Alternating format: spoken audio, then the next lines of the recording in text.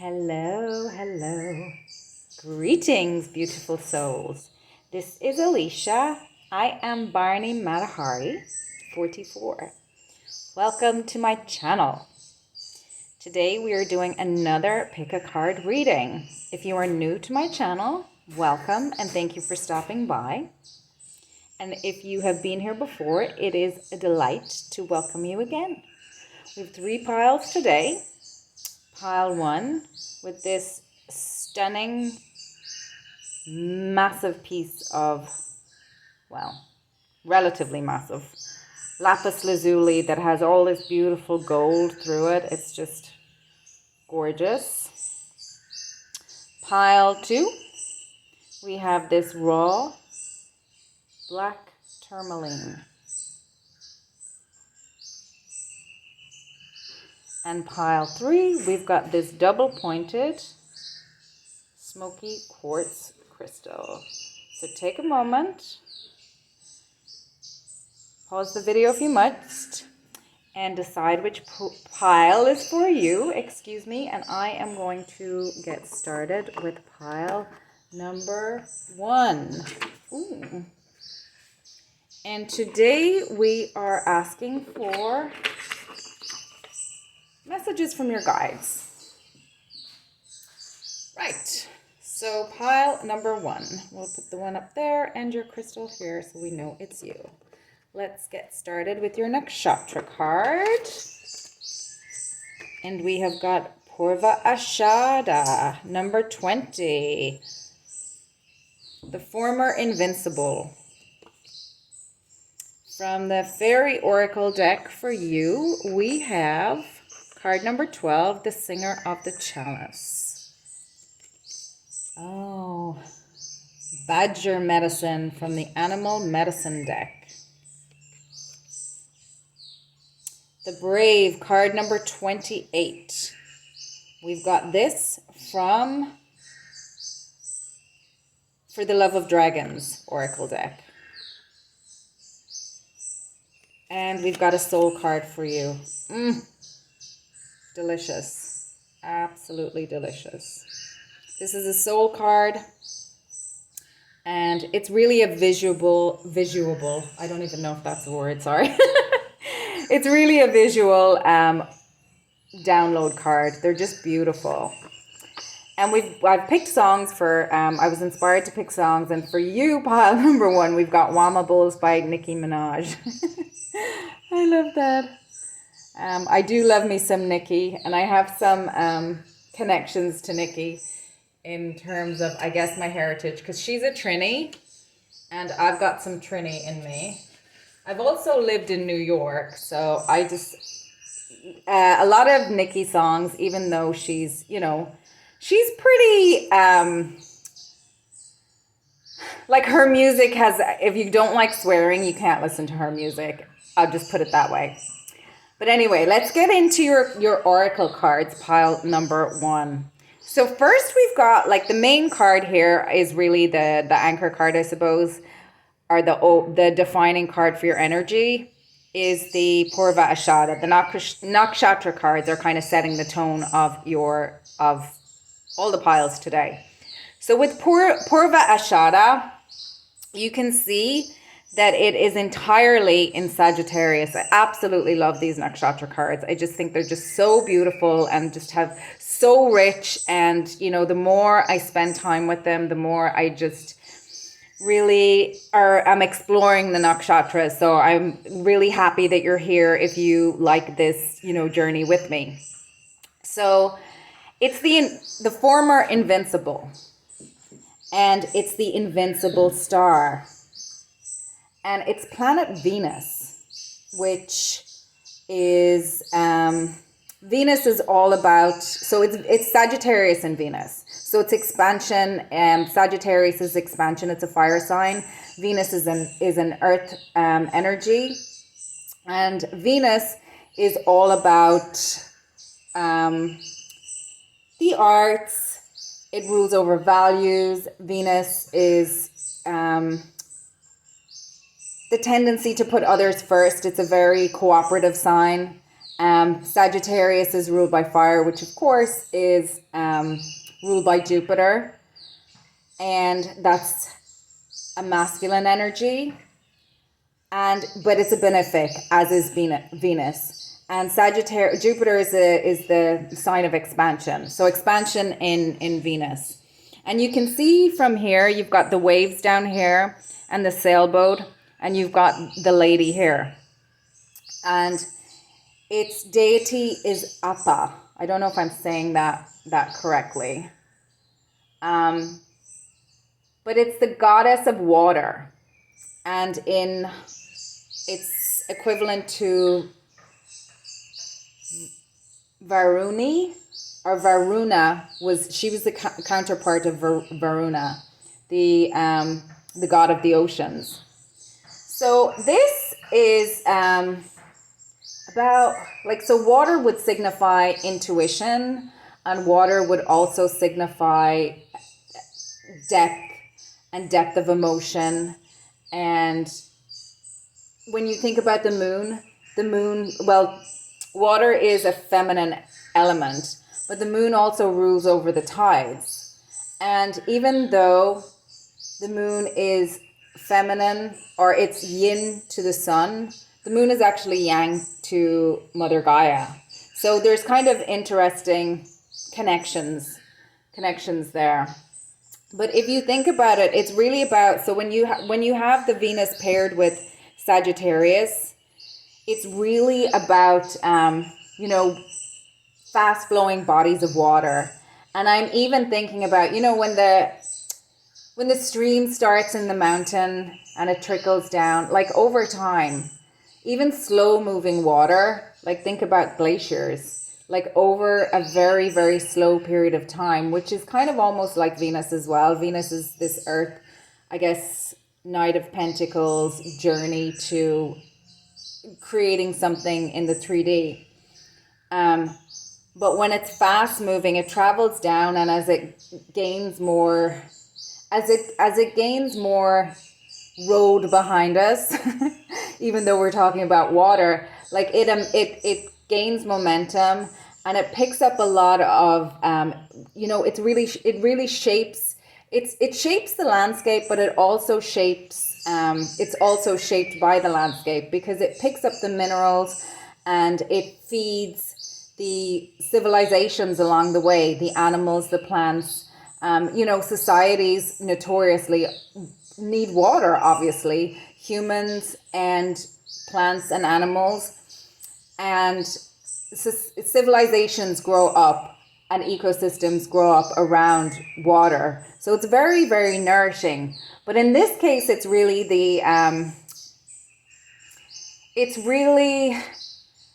fast flowing water that this energy is more about than that slower. But we're just talking about, I guess, water in general. So you may have come from that, you may be at the end of a long journey, pile number 1.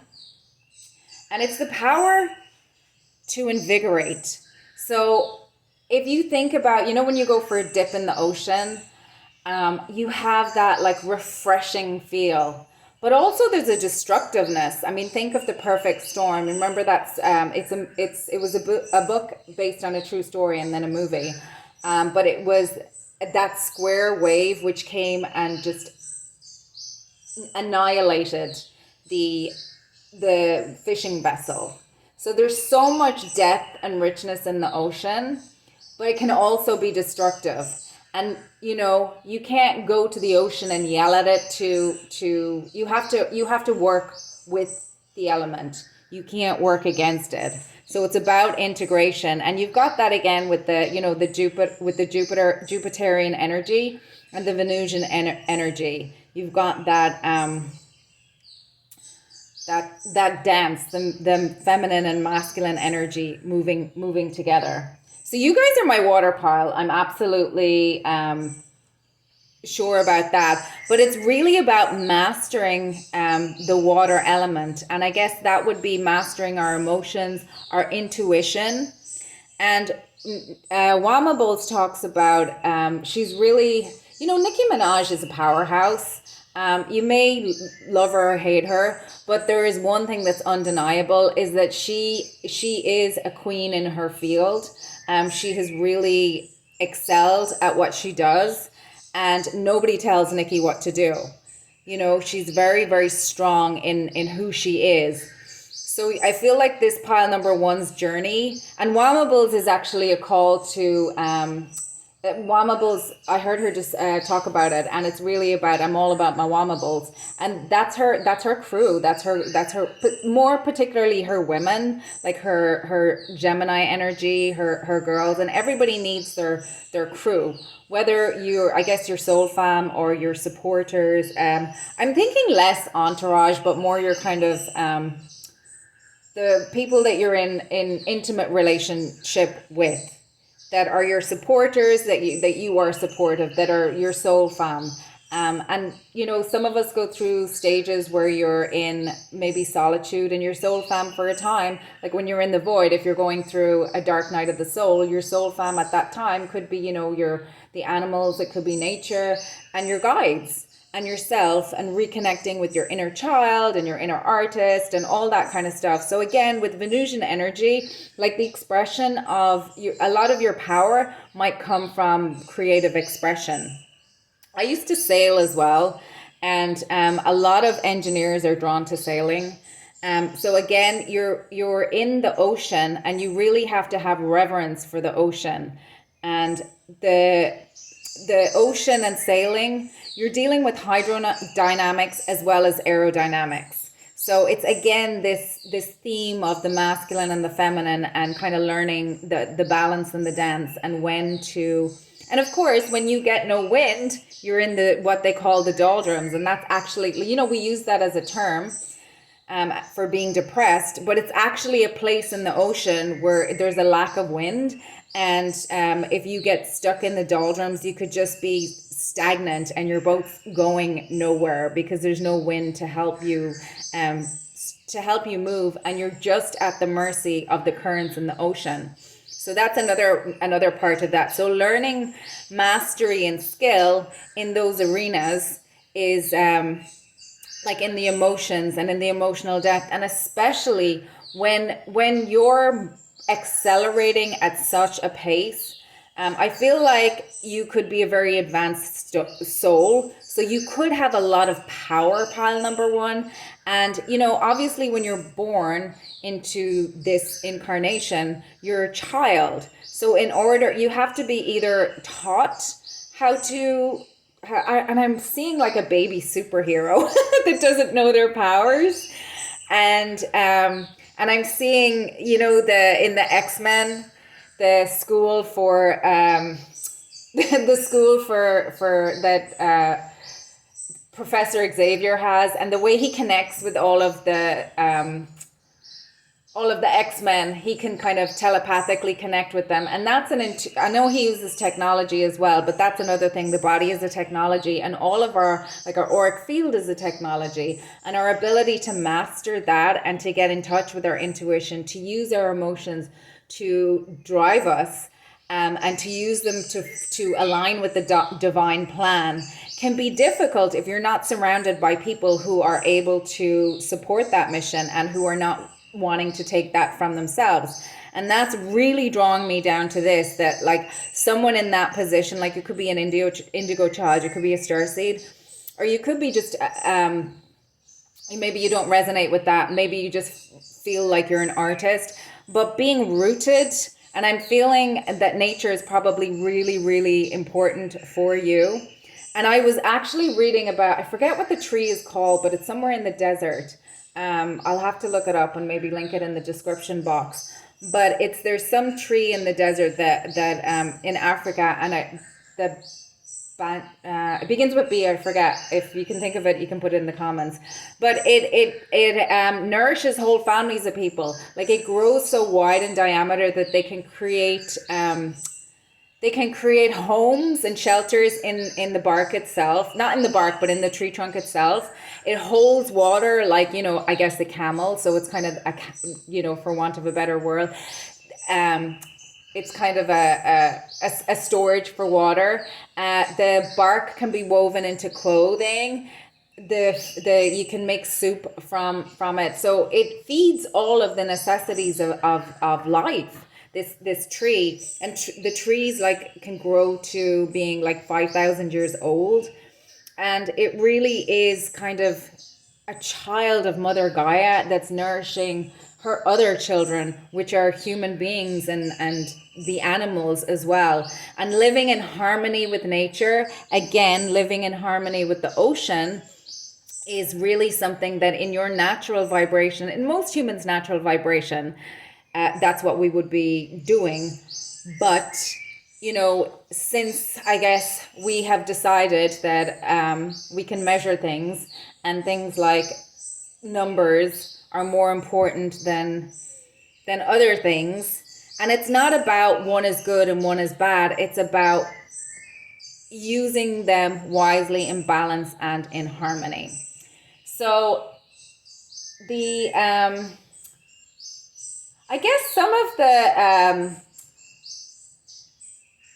of the risks associated with this could be like, I don't know, maybe you ever see cult leaders can be really powerful, and if they specifically target people who and I'm thinking debt collection companies as well, because I've been watching a lot of the Ramsey show. So people who don't have that balance, that have to develop it, like that they don't get that balance, that learning when they're in their formative years, they can go, they can be really taken advantage of by, take my program and I'll lead you to happiness kind of thing. They can get involved in cults, and there's a lot of, charlatans who are just repackaging other people's information, but they don't really understand it, because they haven't really lived it, for want of a better word.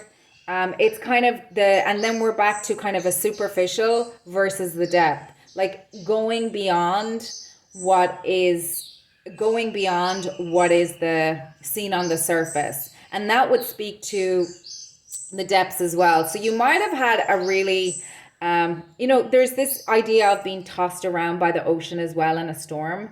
So you might have had to learn how to ground your energy and really center yourself in a storm of people who didn't have your best interests at heart, or people who were quite superficial, and not always intentionally. Like, the world that we live in is incredibly superficial. Like, we're rewarded for being narcissistic, basically, like ambition, unbridled ambition. If you think back to the 1980s, when you had that like sales shark mentality and all that kind of thing, I'm thinking actually of, there was this movie back years and years ago that I randomly saw on late night TV one time, and it was called Getting Ahead in Advertising, and it's a weird one. So it's an English guy, and it deals with all that kind of stuff. And then that one, American Psycho, as well. Like, I mean, that guy was obviously not only sociopathic, but he was psychopathic. But he was very charming, and it's that call to like not just take things at face value, but you might have been taken in by things at face value, and realizing that people were, when they were saying, the words to your face, that perhaps they were not saying it in good faith, and they were saying it to get something from you. So you may be the pile that, had to potentially go into the woods and learn that all that glistens is not gold. The elephant's tusk is also, and the fan is also symbols of this nakshatra. And if you think about it, the elephant is a symbol of absolute strength. And I was listening to something in the wars in Mozambique. A lot of the female elephants now are being born without tusks. And it's really, there was a time when the 90% of the elephant population was wiped out. And nature has a way of, like, that thing where it gets into the psyche, gets into the nervous system. Like, it's almost like the elephants bodies have learned not to grow tusks because they were killed by poachers who were ivory hunters, and genuine hunters. I don't know if it was ever legal. It probably was legal at some stage. But the fact that that evolution would speed up that fast is fascinating, but also it's heartbreaking, absolutely heartbreaking. And then if you think about the handheld fan, we have that idea of, like, there's a coquettishness with it, is the word that's coming to mind, where women would kind of be able to, first of all, there's a cooling energy with that, as well as, so we're back to the power to invigorate. So in the hot sun, it would be a cooling for, men and women would be able to cool themselves with it before we had, electricity and all that kind of stuff. But also there's that whole fan play where women would, hide their, they could be coy and hide behind the fan, and they're beautiful and they're ornate. So that reminds me of the Venusian quality as well. And then the elephant as well. When the baby elephant is born, the female elephant is pregnant for 2 years, and then she gives birth, and all of the elephants, all the female elephants surround the newborn, and they really nurture it together. The baby knows whose mama is their mama, but they really do nurture. There's a lot of the aunties around with the elephants. So that's really, really interesting. So you may have had to either, I'm getting, to have this difficult journey, you may have not had support when you were younger. So maybe you lost a mother when you were very young, or maybe there's family trauma. So your mother's trauma was passed down through the generations, and maybe she got it from, her, whatever side of her family. But they do say that generational trauma is it expands the next generation forward. So you, my pile number ones, are definitely generational trauma breakers. So you may have absolutely been through a dark night of the soul. And one of the things that is really, the singer of the chalice is really speaking to that as well, because it's really about nuance. The singer of the chalice is about trust, joy, hope, patience. And it talks about how there's a rainbow of energies that comes from the singer of the chalice. And I feel like that's your energy pile number one. And I feel like that may have been really a source of, like a mirage, not even a mirage, an oasis in the desert for people who were starving for that energy, who were starving for that love. And they may have not allowed you to use that for your own heart, for your own life. I'm thinking narcissistic, caregivers potentially, and helicopter moms potentially, helicopter fathers potentially, who didn't understand that they needed to help you nurture that, and by doing that, then in the long run, everybody gains from that. And again, we've got the boat here, and I'm hearing that phrase, a rising tide lifts all boats. So it's very possible that you had to have aunties, whether they were spirit guides, whether you had to be your own, you had to reparent yourself at some point, that kind of thing. And again, I'm really drawn to this, feminine figure down here that absolutely had to be, it's symbolic of Mother Gaia as well, but you may have felt like you needed to go underground or into the woods, symbolically, figuratively, in order to reconnect with your invincibility, to reinvigorate your energy, to reconnect with your own exuberance and joy, because that you may have been someone who, if you ever use that energy for yourself, and I'm hearing, it's all right for her. It's all right for her. It's all right for him. And they don't understand that, like, yeah, you may be an old soul and you may have been born with certain talents, but we all are. It's our journey, and it's our caregiver's journey in our formative years to help us discover what that is, or to at least give us protection so that we can discover it for ourselves, rather than, kind of just project and imprint on us who they decide we should be. You hear about these parents who live vicariously through their children, and then they can not want them to outshine them and that kind of thing. So that can be really destructive if it's not taken care of in the adult, and then you develop things that you have to recalibrate later on. And I mean, that's the human condition. We all go through that. But, obviously some people, starseeds particularly, incarnate into families that have experienced generational trauma in order to be, curse breakers, because they have this, they have lived so many lifetimes, and they've lived off world, and they were not born of the earth. So they're bringing a different vibration down into corrupted bloodlines, basically. And they can be indigo children as well. So then on to Badger. Badger medicine. It's really about like aggressiveness. And I'm getting again that you might have been, if you were in your sun energy, if you were happy, if you were enjoying life, you may have been attacked for it. Again, hearing that, it's all right for them. Not realizing that part of being able to express that in the world actually takes time, energy, and nurturing.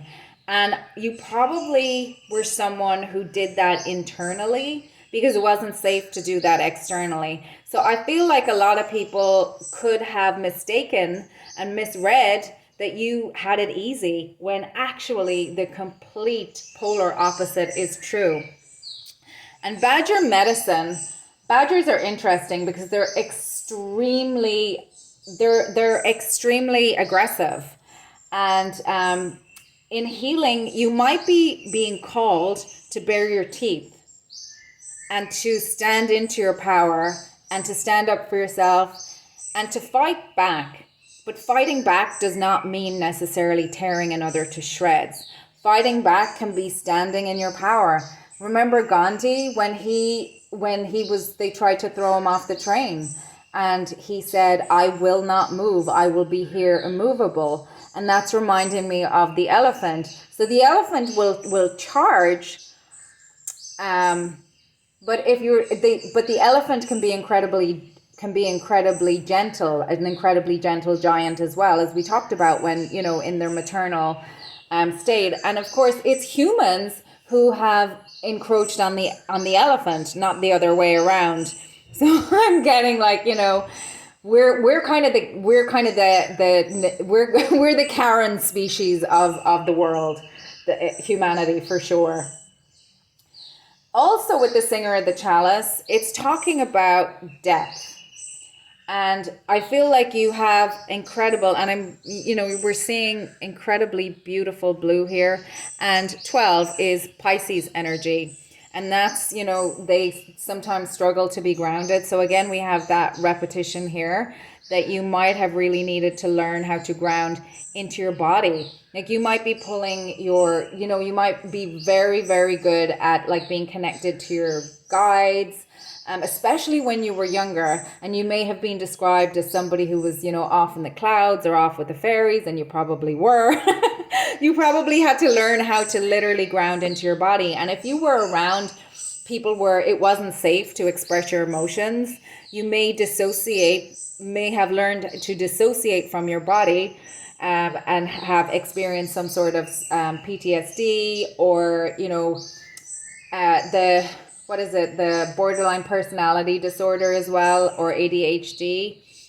where you had to learn how to emotionally regulate, because you could have just ended up being like the badger, tearing people to shreds because you were never allowed to be angry. So that's one possibility for you, pile number one. But it does seem like, to me, I'm getting the kind of the energy of the journey from Aries to the sun, but through standing in your power and learning to temper your emotions and to soften.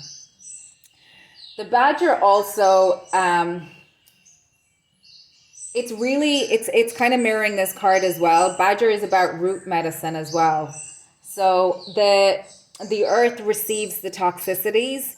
So when you're walking around, that's part of one of the ways to ground can be, and Pisces also rules the feet, by the way. So walking barefoot on the earth is a really good way to kind of, and being intentional about walking on the earth in bare feet and feeling that connection in your feet. And just think of reflexology, like how the parts of the feet connect to certain parts of the body as well, and how that you can release energies, and there's healing impacts with reflexology, and you can relax parts of your body through reflexology. So that connection with this card is really reminding me, and this card together, of how to connect not only the I guess the celestial, the 5D with the 3D through the feet. And then of course that leads me to dance and wamables.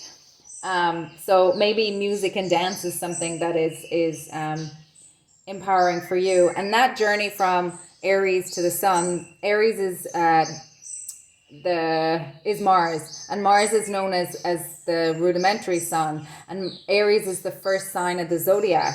So that journey from Aries over to the sun, and Sagittarius is ruled by the sun as well, I think. No, it's not, it's Jupiter. But it's a fire energy which has obviously sun energy in it. And Sagittarius is like the father, and the father in most of our faith systems is representative of the sun. And just think about it, in the sun, things grow in the light of day, and then secrets die in the light of day. And so you showing your emotions, you expressing your emotions, you being able to master your emotions in a tempered way, but also by baring your teeth, but in a way that's not going to tear others to shreds.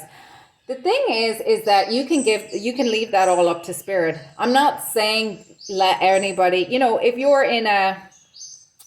going to give an example. If you're in a situation where somebody is trying to do something to you that's illegal, don't not take legal action if that's the right thing to do. It's like knowing through your intuition, looking beyond the surface, and doing what's right for you in that situation. I was listening to something the other day, and this is very morbid, but people who get caught doing things to children, they've studied it, and there's some really terrifying statistic like this. Before they're ever reported, this happens hundreds of times on average. So in a situation like that, it would be, in my personal view, if discovered something like that, yes, report it to the police. A lot of people would think that, but then it can be hard, because there can be threats to families and all sorts of things when you go down that road. There's a lot to lose, and it's a very morbid example, but it's very black and white, just to kind of illustrate the point. The singer of the chalice also talks about nuances as well. So we're talking about nuances, like what's good for the goose is good for the gander, but it doesn't look the same for everybody, because we all come in with different purposes, and we all come in with different distortions in our chart. We all come in with different karmic lessons to learn. So, I might really excel at something, but I might need to really learn on something else.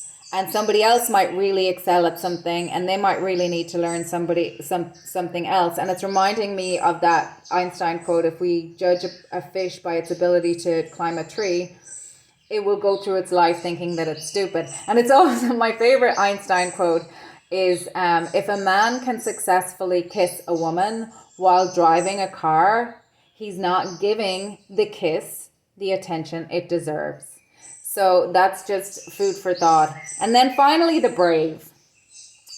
The brave is a call to move out of our comfort zone. So I remember seeing Helen Mirren on, I think it was one of those YouTube ads for a masterclass, and she was saying the hardest thing she ever had to do was be herself on camera.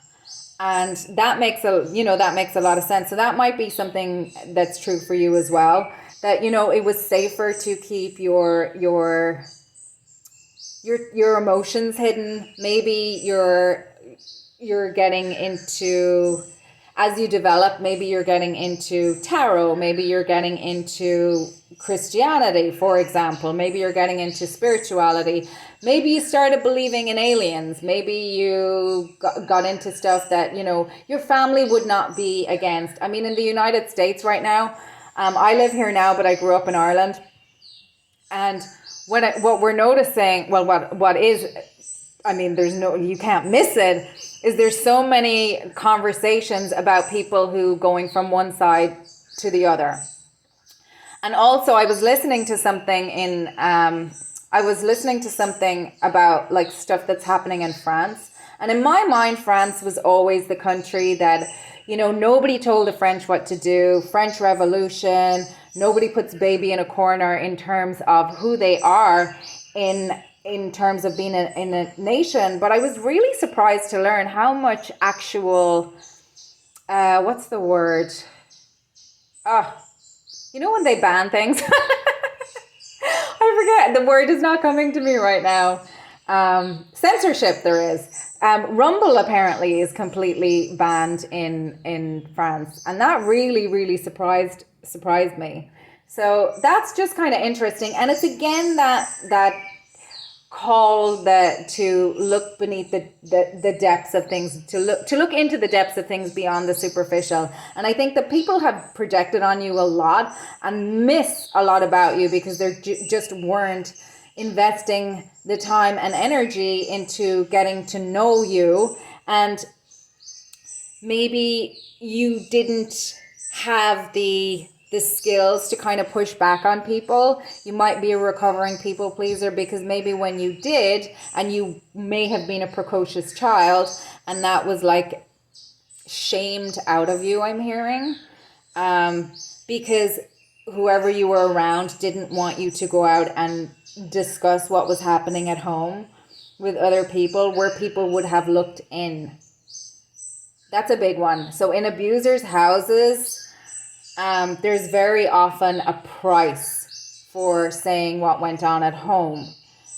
But when others get involved, again, we're back to in the light of day, when the secrets, you're only as sick as your secrets. When the secrets come out, that's when they can be healed. That's when they can be cured. And I'm not saying that you have to go and run to social media and blast all your dirty laundry on there, but you do have to be truthful with yourself. Let it rise out of your subconscious. Let it, do your trauma therapy, do your shadow work. Nurture your inner child, be integrated and whole. And the brave talks about that very thing. Maybe the hardest thing in the world for you could have been facing some, really tough truths. And of course, the singer of the chalice, the throat chakra, is all about confidence, intuition. And if you can't be yourself, and if you're judged for being yourself, and if you're attacked for being yourself, for being in your sun energy, for being truly who you are, and not being part of the culture of your family, or the culture of your community, or the culture of society, or the culture of your church, or the culture of your work, or whatever it is, people can really pile on. And, if it takes a lot to be that individual and to really, stand in your power. We're back into the power to invigorate. That is invigorating to be around. Anyone who is willing to just stand in their power and say, no, you shall not pass. I'm seeing Gandalf standing up to the Balrog now. Now, he did end up on the tower for quite some time. And then it was the eagles who saved him in the end. And then the eagle, of course, is a symbol for spirit. So I feel like you've had a really intense journey, pile number one, and your journey has been that journey of Aries to the sun, but through self-acceptance, through going from, and Mars is also the warrior. So that journey of warrior to father. And it's reminding me, I've talked about this a little bit on my channel, and we've got the 10 of Wands out for you. I'm starting to pull these. It's reminding me, and the Queen of Swords, it's reminding me of the Irish Celtic tale, Temperance. So you can't write this. Page of Cups, King Lear, L-I-R. And Lear, not Lear, because there's a Shakespeare play, King Lear, and King Lear is not what I'm talking about. King Lear, L-I-R. It's actually the children of Lear. So Lear was part of the Tuatha De Danann, and he was a warrior, and he ended up wanting to be High King of Ireland, but he was not chosen, and he was very disgruntled about it. It was given, I forget who was the High King, but someone who was more less warrior and more, I guess, Jupiter. And he ends up, the High King of Ireland, his wife, whose name was Eve, I'm thinking back to Adam and Eve, so very, very synchronistic is the word I'm looking for. But King Lear, this woman, Eve, agreed to, from her heart, agreed as in connection with divine. She presented herself to Lear to be his wife, and he was suspicious, and he was like, "Well, why do you want to do that?" And she was like, "I don't want anything from you. This is what I want to do for spirit. This is what I want to do for God. I believe this is my purpose. I want to help you build your kingdom. You've done so much for as in your warrior, as this fighter for justice, this fighter for our people, that this is my way of stepping up to who I am." And she was a very, very strong woman. And over time, he watched her, and then he really deeply fell in love with her, and they had 4 children together. And I'm just going to leave it there, but he went from the journey of Aries to Sun, and that's literally only the beginning of the story. It's a beautiful, beautiful, beautiful story. But into your tarot cards. So I'm seeing 10 of Wands. So people may have been, kind of dumping their emotional baggage, or their financial baggage, or their worldly baggage. Maybe it happens in a family, in a workplace. Maybe codependency is coming out, and victim, rescuer, persecutor, the drama triangle, narcissist, empath is coming up as well. So I'm sure you're very empathetic. But until you get your Queen of Swords online, she's not. So Queen is healer energy, whether you're male or female, or however you identify. Queen is healer, and then King would be master. So you have learned to not only heal yourself, healer, heal thyself, through Badger root medicine, through grounding, and in tempering your emotions. And think about emotions as energy in motion. So through the body, through the earth. Look at this. We have a full figure in the earth, literally, for you, pile number 1.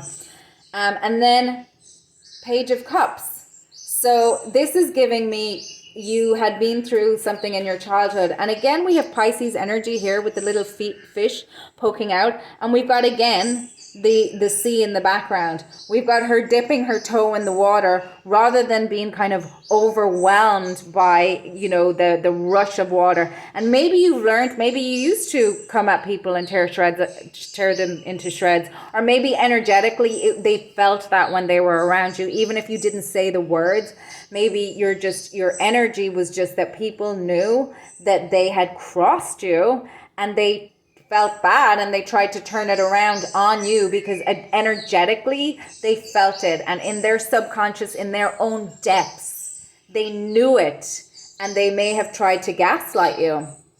And here you are, pile number 1, the Page of Cups. And the Page of Cups is reminding me of just your inner child and reconnecting with your inner child, being again, so Pisces is number 12 again, and that is the, you know, that is a very strong signifier of the divine as well. And having to go within, realizing that the love that you have and that you needed was within. And the Ace of Swords, clarity. So you've had to learn to balance the emotional with the strategic. And you may have been drowning. I'm back to that phrase, we talk about it quite often on my channel, is the difference between a flood and a hydro plant is structure. You may have, you know, you may be very successful at building things up structurally, but then maybe the emotions come and you're just like, I can't do this anymore. So learning to be discerning doesn't only mean learning to, I used to think that spirituality was learning to take it. It's not. It's learning to have boundaries. It's learning where to focus your energy, where to focus your light. If you think about a laser, for example, a laser is concentrated light. That's all it is. It is focused, concentrated light. Think about it. A laser is literally the only thing that will cut through a diamond. So being discerning, learning to have laser focus and channeling your emotions into that is so unbelievably powerful. And it's that, the superhero growing up. You are a superhero, pile number 1.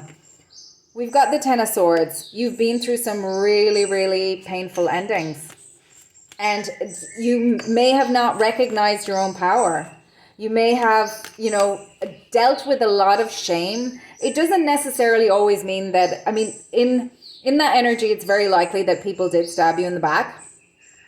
But also, not knowing your power also stabbed you in the back. And when you come to that realization, the dark night of the soul, which I'm sure this pile has been in, it's, at first, it's like, oh my gosh. But then look at the, you know, Dorothy in The Wizard of Oz. She had to walk the yellow brick road.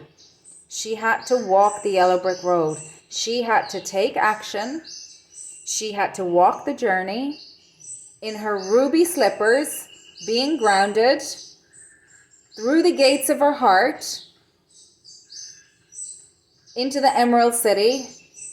And only then could the ruby slippers work for her. Until that, she didn't have the power to use them. She didn't have the knowledge, which is also a very Sagittarian theme. And the Ace of Cups. Only then, and look at it, it's a green cup. Only then could she open her heart first to herself. Well, first to God, actually. First to the divine and her guides. And then to herself. Oh my goodness. I can't even. And you've got the Star. And the Star over the Hermit. And the Queen of Swords. You are the light. And I'm always saying this on my channel. The sun is a star. I'm sure you're a starseed, pile number 1. If not, you could very well be an indigo child. I mean, I'm partly getting that from the colors here as well, and the Singer of the Chalice. You could be a starseed from one of my from one of the water planets, because I'm really getting very strong water for you. And dragons are highly, highly spiritual as well. You're very connected to the dragon realm, and you've got the card for healing. Gentleness of love, realignment, transformation. And this always reminds me of the Claddagh. So we talked about King Lear, which was the Celtic. So this reminds me of the Claddagh symbol. So you've got the two swans, and in the Claddagh in Ireland, there's actually a family of I don't know what they're called, like a community of swans that live in the Claddagh. And I think they're bachelor swans, but I wouldn't swear to it. I remember my mother told me that when I was younger, but I don't know. I've looked it up on I'd need to do more research. I looked it up on Wikipedia, but you know, that's only as up to date as somebody puts it. But gentleness of love, realignment, transformation. So the Hermit going within endings is just telling me that you have gone through a serious transformation, that you have also, you've transformed, you've alchemized, and you've been in the void.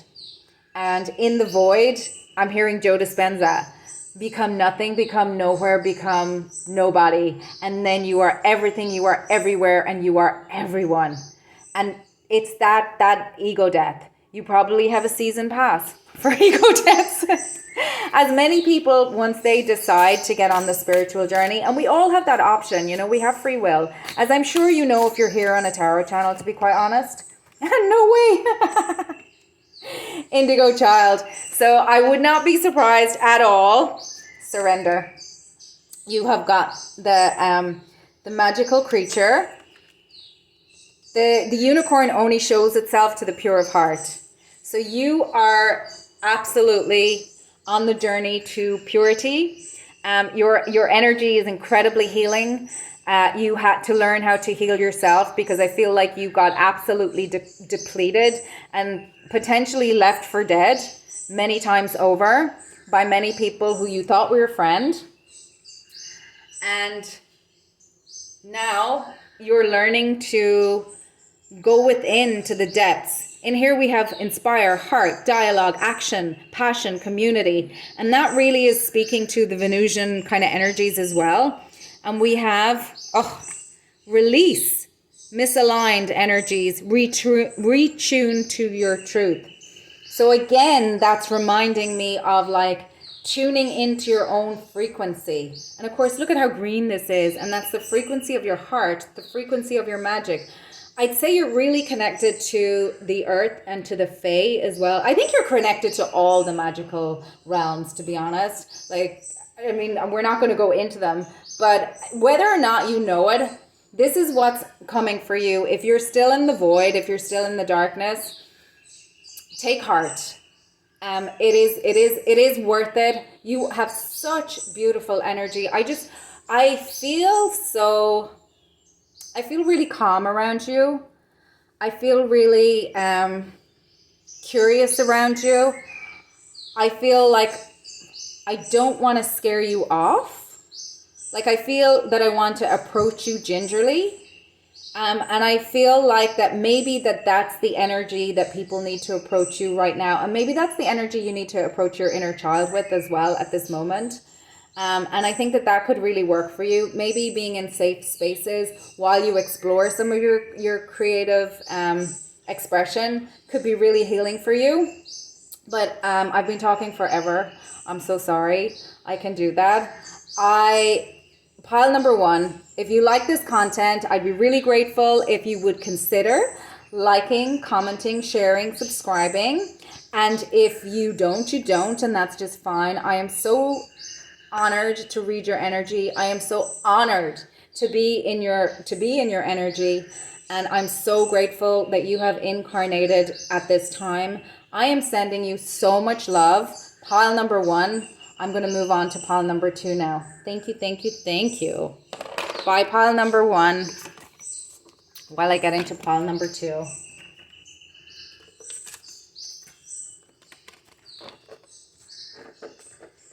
My goodness, I did talk for a really long time, pile number 1. Oh, goodness. Alrighty. Pile number 2. Where did I leave you? Okay. Pile number 2. You had this gorgeous raw black tourmaline. And your card is Ashleisha. Your nakshatra card is Ashleisha. Nice. I'm going to take this. Card number 36 from the Fae Oracle. Spirit Dancer. Weasel Medicine. Card number 33, very auspicious number. 9 is an auspicious number. The Lovers from the Dragon Oracle. Oh, you've got this beautiful soul card. It's literally kind of the opposite, the reverse of the soul card that we had in pile number 1, which is kind of interesting. So there might be messages for you there. And Get Free by Lana Del Rey is your song. So pile number 2, let's talk about Ashleisha. So the nakshatra card really is the overarching energy of the card, and then the other oracle cards support it. I'm going to take a drink of water because I talked for a really long time in pile number 2. Or pile number 1, sorry. Oh, okay. So Ashleisha, that is holy in Cancer. The Entwiner. And it's got this symbol of it looks like DNA, but it's one of its symbols is the intertwining snakes. And it's I'm sorry, pile number 1. Something just fell over. So I don't know. Take that however it resonates for you. Maybe there's a tower happening, or we're about to go into eclipse season, so that's entirely possible that something is coming down for you. So Ashleisha, it's in the Hydra constellation, and if you think about that can be, I'm seeing the Hydra in it's representative of, like, if you cut the head off the Hydra, it grows back its head. It is the power to inflict poisonous venom. So it's one of those, and sharp and dreadful. But Ashleisha is Cancer in Mercury, and its deity is the Nagas. Excuse me, I'm going to take more water. So the Nagas, they actually have the power to enter all realms. And Mercury also has the power to go into the underworld. It has rites of passage to go into the underworld. And the Nagas have untold riches. They are rulers of the underworld. And their realm is encrusted with dazzling jewels. But they're often, they're not aware of their power so much. And they're known as the clinging star. So I'm thinking of, like, look at the coiled snake. So when you're, kind of before a Kundalini awakening, like, all that energy can be bound up. And, when they talk about unwinding of karmas, that's how they speak of it. And it's counterclockwise. So it's that unwinding and releasing that energy to be available to master that energy and to use it in harmony with the divine plan. The power to inflict poison. And it's really reminding me of kind of, like, I guess, toxic femininity. It's ruled by this nakshatra is ruled by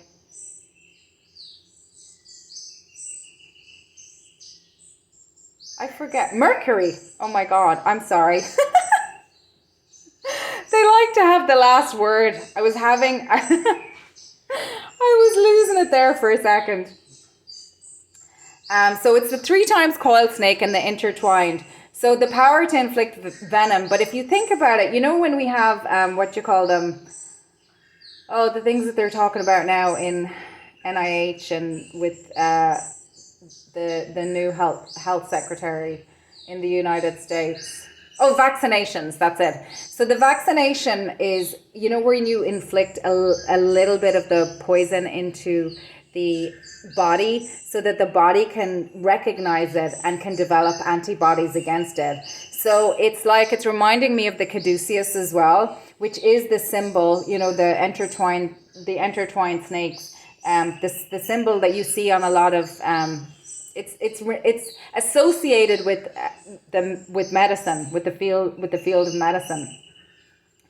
But this nakshatra has kind of a shapeshifter quality, and it has the ability to travel between worlds, because we talked about the Nagas having rites of passage to all the worlds, to the different realms. And the clinging star, it's reminding me of, you know, either, you know, so you have that poison either, excuse me, either as something to weaponize, or, you know, I'm thinking germ warfare. And obviously the big unnamed that happened in 2020. And that can happen accidentally. And we talked about Ashleisha doesn't always recognize its power. So, you know, you really need to handle it with care, this energy. And it can also be the power to heal, or the power or not handled with care, it can cause a lot of destruction. And places that are associated with Ashleisha, they're like places where you'd find reptiles or snakes living, but also like spies, like spy agencies, and kind of the drug and the selling of the body, the oldest, do they call it, the oldest profession in the world, associated with kind of with the mafia. And then we've got Spirit Dancer, card number 36. And Spirit Dancer talks about self-expression, freedom, and exploration. And that kind of echoes being able to go between worlds, being able to go through realms. And this is also giving me kind of genetic manipulation. And I have been down the rabbit hole of Dr. Joe Dispenza, and I love his work a lot. And you know, he talks a lot about epigenetics, and I'm now reading the Evolved Nest, and that's talking about how the kind of the epigenetics of animals, and how different animals raise their young, and how they evolve, and very much has to do with being in, like, how instrumental, like we've been so dismissive of the body, in one sense, in that, like, we're dismissive of animals, we're dismissive of nature as a modern human society. Like, there's a lot of cultures, like, you know, that are much more nature based, that have more of a reverence for the natural world.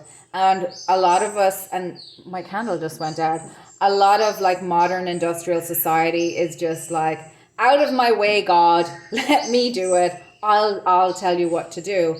And Mother Nature has, you know, revolted. I'm also thinking about the whales, and when man learned, like, when the ocean, when man learned how to develop sonar, like, the destruction, the extermination, like, whales for me are incredibly, and I don't know why I'm talking about whales to you, pile number 2, but I am. Whales are very, very, they're very spiritual beings, and I feel like that they really work in tandem with the earth, and they help keep the earth's vibration in an alignment, and through their whale song, and through their beingness, their vibration. And I remember, like, that movie Free Willy, and then I've seen that documentary Blackfish as well. And it's really crazy because they're like, oh, just stick him in a, just like here we are having these whales do like tricks for humans and locking them up in a tank. That's not what they're supposed to be doing. It's a disservice not only to the whales, but like, it's cruel, but it's also a disservice to the planet, and it's also a disservice to us because we live on the planet, in case there's a bunch of people out there who haven't remembered that exactly, and they're just like, oh, if we just mess it up, we'll go off to space. Well, to what, mess up another planet? I don't know about that.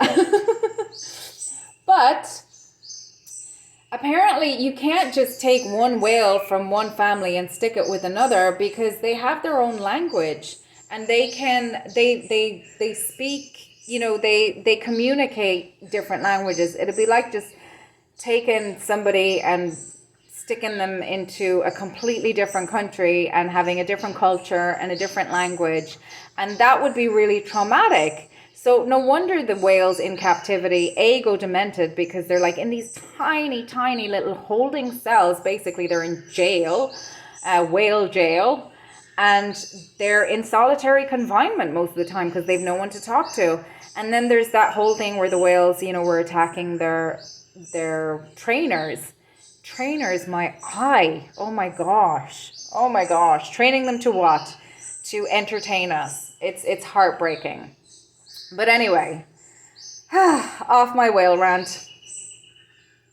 But the spirit dancer is really about self-expression and freedom and exploration. So there's exploration, a lot of the ocean is unexplored. So maybe the ocean is representative, and I keep being drawn back to the ocean for you, pile number 2, and I don't know why, even though it's like Ashleisha doesn't really have an association with the ocean to me, but it does have water association. And we're talking about Hydra, so it kind of probably does. And of course it's Cancer, so I don't know what I'm saying.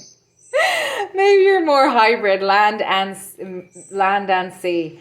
Maybe, you have really, part of your journey has really been to go through the depths of your emotions, or maybe you're a healer to the depths and emotions of others. And self-expression would be really important to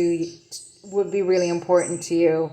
Spirit dancer really encourages us to clarify our vision, and the clarity it's reminding me of the heart, because the heart is the air chakra. So coming from the heart. And when you don't, and it's reminding me of the sacral chakra as well, because water and snakes for me also can be associated with Scorpio. Scorpio, I know it's the scorpion, but Scorpios it's the 8th house, and you have that, sneaky snake kind of low vibing snakes shedding their skin. Not being necessarily forthcoming in the shadows, pushing things down. So maybe you've been around a lot of Scorpios, or maybe you are Scorpio, or maybe 8th house issues are something that you've had to go down into your subconscious and release from past lives, or this life, or from your formative years or something. The void is becoming really strong for me as well, for you, pile number 2, partly from this Get Free Lana Del Rey song, but we'll talk about that in a minute. The water, if you think about the water element, it's extremely powerful, but it's also very prone to contamination. And even in the air, there's so much water droplets in the air. Our bodies are so much 70% water or something like that. Sound carries over water much louder than it does. It's a conduit. Is that the word? A conduit of energy. So if it can get contaminated really easily. If you put a little bit of something into water, it can contaminate the whole amount of water. So it's very, I guess, because it's so liquid. I mean, it is liquid. It can be, and then air as well, if a poison gets released into the air or is airborne. So we're back to this idea of contamination and purification and poisons. So I feel like part of your journey, I think like you're really palate cleansing actually for people. Your energy is really clearing for people. You have a level of, in your natural frequency, and I'm sure if you're a water sign, or you've been through a lot of trauma, or you came from a place where your root chakra was, and then the orange for the sacral chakra, because the sacral chakra is the water chakra. So if you came from, let's say, a family line that had a lot of trauma in it, for example, you may have, your frequency and your energy and your vibration may have gotten contaminated by some of their, and especially if you're empath, you might have been projected on quite a bit. So you might have absorbed a lot of energies that you needed to go into the void and clear. Interesting. Very, very, very interesting. Spirit Dancer, she encourages us to clarify our vision. And again, a vision is not just what we see. It's like Abraham Hicks talks about we want the things we want because of the feeling we think we'll get when we have them. So if you can practice that vibration, we're back to frequency again. If you can practice the vibration, and we also manifest from our subconscious. And Joe Dispenza, who I just mentioned, talks about the body being the language of the subconscious. You know, you can send energies to water as well. And just think about washing of the feet is something that, and feet are, Pisces rules the feet. So washing of the feet in some cultures during wedding ceremonies, for example, is highly symbolic. We use a lot of water in symbols as well. Water is very cleansing, but like contaminated water can unalive people as well. So water is very, very, water is life. And I'm hearing from Dune. Book is absolutely worth the read, by the way. We can mix our water with your water. And in the still suits, they developed that technology where they were able to process the water because water was scarce, and they had huge caches of water on the planet. And then I'm also thinking of, have you heard of earth ships as well? And this is reminding me of, again, connection to the earth. Earth ships are these eco houses. There's in New Mexico, there's, I don't know how, it's Taos, I think is the name. There's an earth ship village, but basically they're completely off grid, and they recycle the sewage water. They grow food in the houses. It's a living home. It provides all of the basic necessities of survival for humans: shelter, warmth, food, sewage, and water. So they're absolutely really fascinating. They were developed by some guy in the 1970s, and then they've built some. I know there's a village, there's a town there, there's a community there that has them, and there's some available. You can rent them and live there, Airbnb. I haven't been to one, but I would love to check it out at some stage. But I know that there's at least one in Florida. And there's one in Canada as well. You could look them up on YouTube. They're absolutely fascinating. But the whole ethos of the Earth Ship is that it's built in harmony with nature, and it leaves nature better by virtue of being built than worse off. So this figure to me is really despondent. So I feel like their energy was drained, and I feel like that your energy was very possibly, you didn't know how to, you may have been around people who were Ashleisha and who inflicted that on you, and you may also be Ashleisha and they didn't teach you how to use that. So people may have projected onto you that your medicine was their poison, because, when you get a vaccine, sometimes when you get a vaccine, you can have the symptoms, and people don't like to be, shown the truth, and they don't like to they don't like to not feel good, to be out of their comfort zone. So when they bite you, you might have given them some kind of, some vaccination. They may have experienced not good experiences by vaccinating by attacking you. Weasel medicine is very interesting, actually. Weasel is the only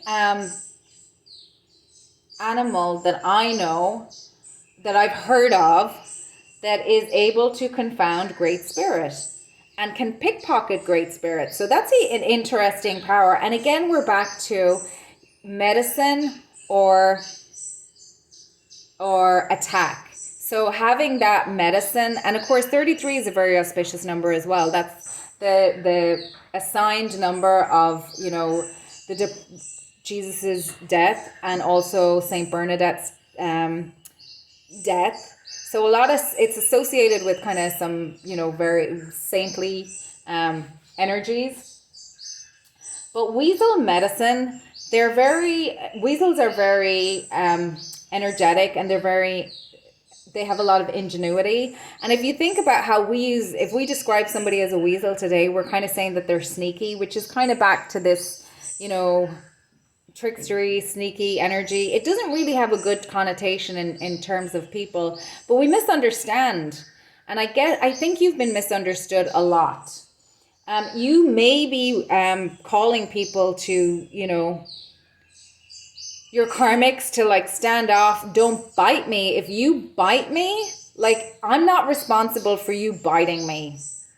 That kind of thing. If somebody attacks, like if you attack somebody that's very high vibrational, that's in the hands of spirit. You don't even have to do anything. There are spiritual consequences for that. And they may not, like, you may move on about your life. You may not see the karma that unfolds with somebody who does that to you.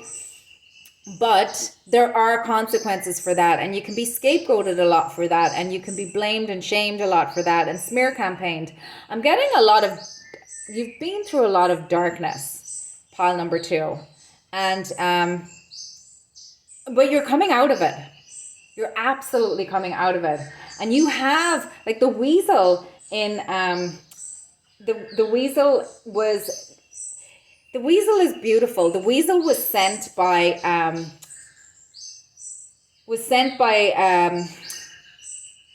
chiefs into other chiefs' camp to kind of go and spy, and to say, well, what weapons do they have? What medicines do they have? So that they could, because, in tribal times, like, it wasn't like kumbaya and everybody just got along all the time. There was a time there was warfare, and there was needing to defend, and there was needing to protect.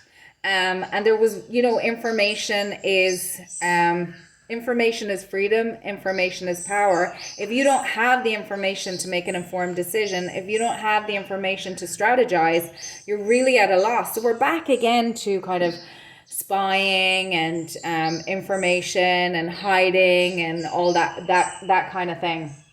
Also, weasel pelts were worn by royalty, and weasels are stealthy as well. You look to the weasel medicine to really show you what your enemy's hidden agendas are. And it was the weasel who tearfully told the original people that the white boat people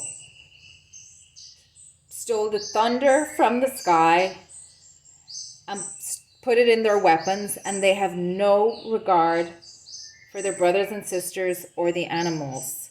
And that's just so apt for how, once we decided as especially in Europe, how we decided that we were the civilized ones, and we went and, colonized lots of other places and decided that they needed to conform to our ways. And we're now seeing a lot of the, the results of, in Aboriginal cultures, they were not even considered humans on the census until the 1970s, if you can imagine that. They were not considered people. That blows my mind every time I think about it. It's just wild to me. But we just got so, as a human race, we just got so into our own egos and so disembodied, so cut off from our own root system, from where we came from, that, we just became this like mindless, crazy people, going around the world thinking that we were, I don't know, better than God or something. We became the Karen, the Karen scourge of the planet. Oh my goodness. So, yeah. Revealing your inner truth and connecting with who you are, not being afraid to show that now, seems to be a big part of your journey. Pile number 2. You're never going to be, I know in the spiritual journey, they're like, oh, why don't you vibe high and you'll attract everything that's good and whatever.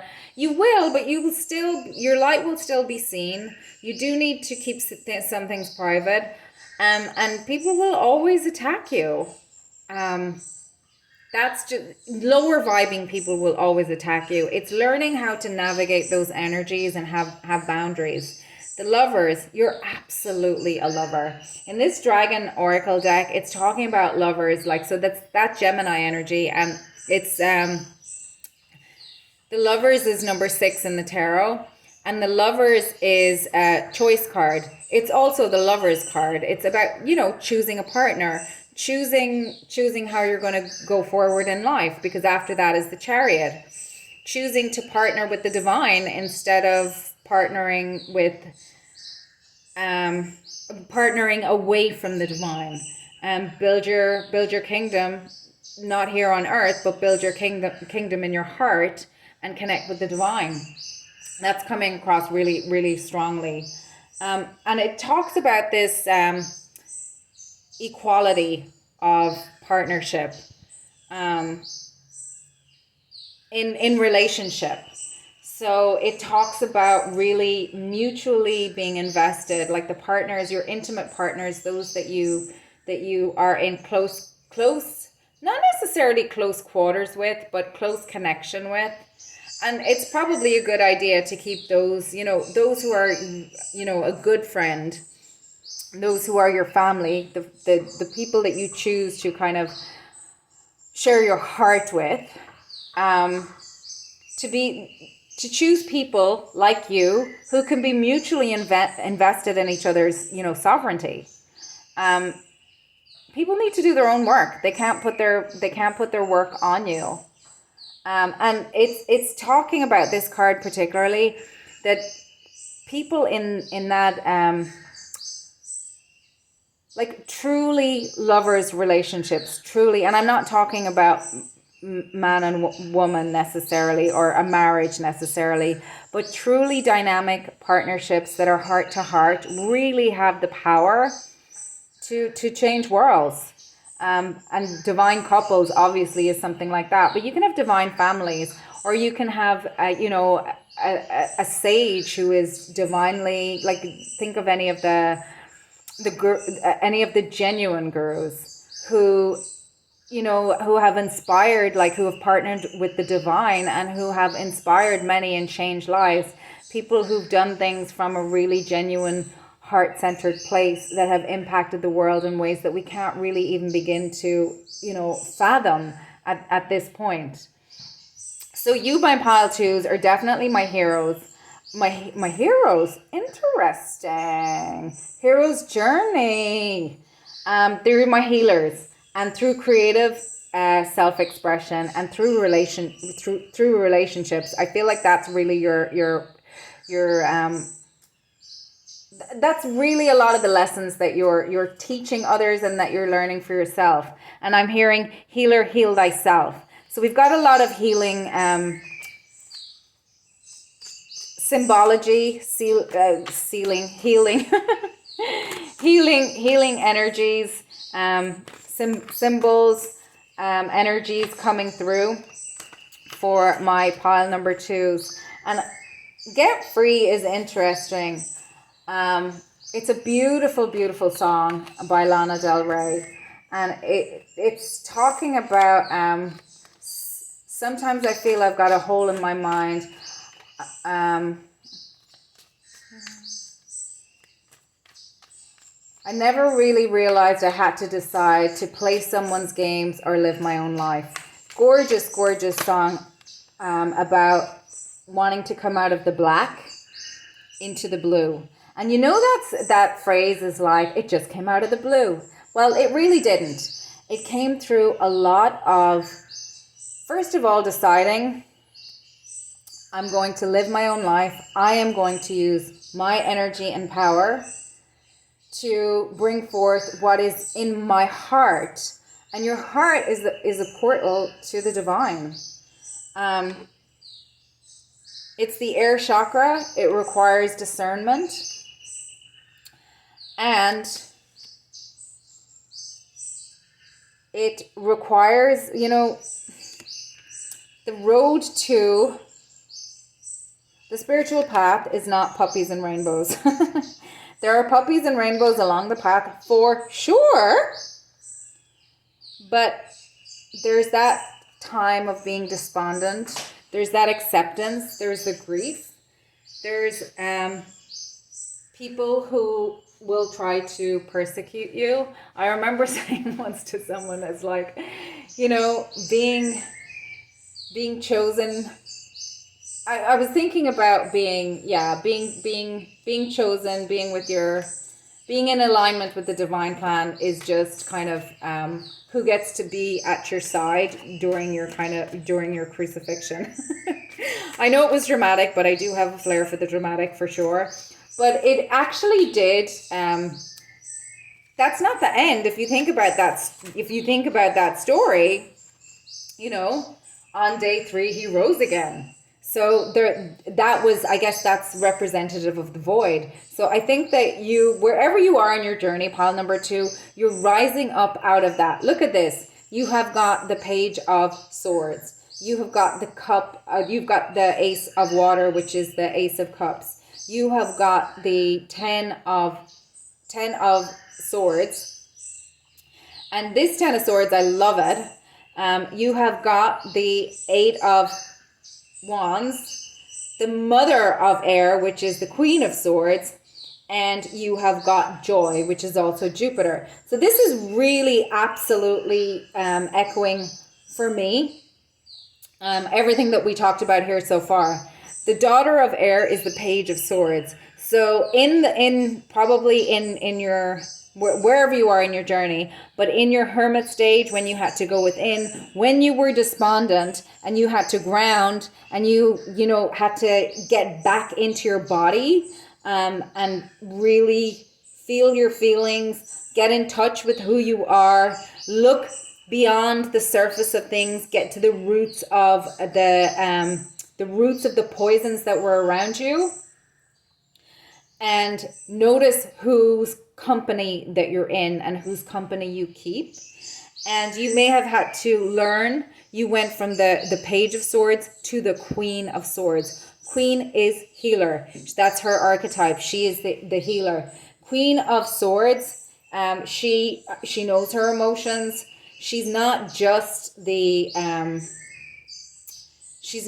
healer like mentally, but she also knows how to use that energy in a way that's strategic, in a way that's healing not only for herself. She knows to heal herself. She knows that if she's depleted, that she cannot, put on your own oxygen mask first. She knows that she cannot give and serve spirit if she has accepted spirit's cup. She is underneath. She's underneath the spirit's offering. Take my cup. Queen of Swords has accepted spirit's cup. She has had to walk away, and vultures are really, really, it's representative of painful endings in this deck, the New Elements Tarot. But vultures are so important to the ecosystem. They eat away the dead flesh. And that's a really, really important part of cleaning up the toxicity that's around us and giving it back to Mother Earth Gaia, root medicine, DNA, like clearing out not only our mental thoughts that may cause us to feel this despondent way, but also clearing it out of our auric field and clearing it out of our bodies, nourishing our bodies with healthy food, being around healthy people. Because if you're empathic in any way, being around other people's trauma on a continuous basis, it will impact you and it will affect you. And Queen of Swords also knows that joy, it's a vibration. It's a spiritual vibration. It's also card number 9.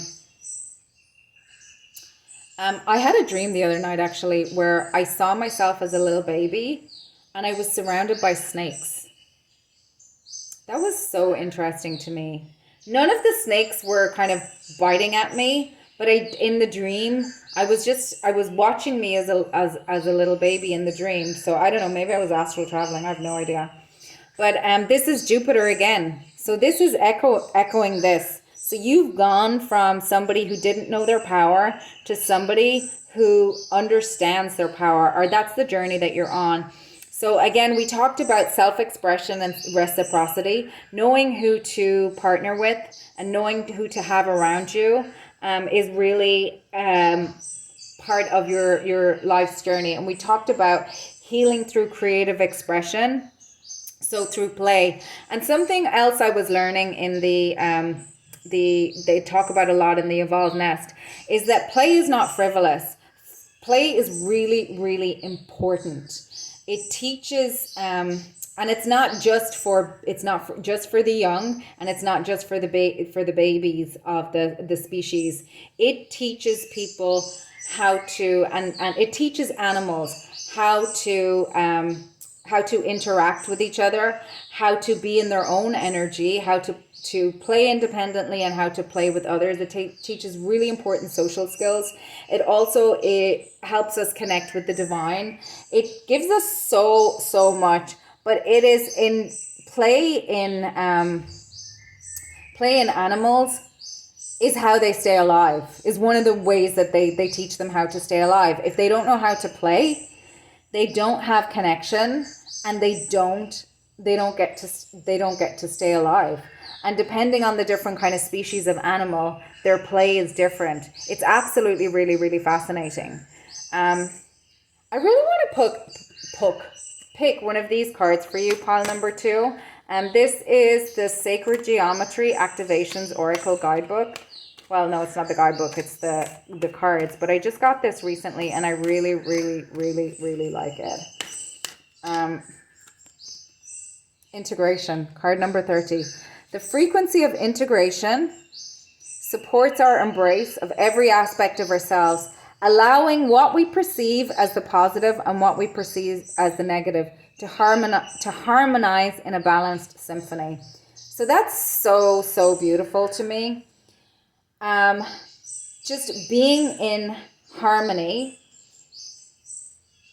with who you are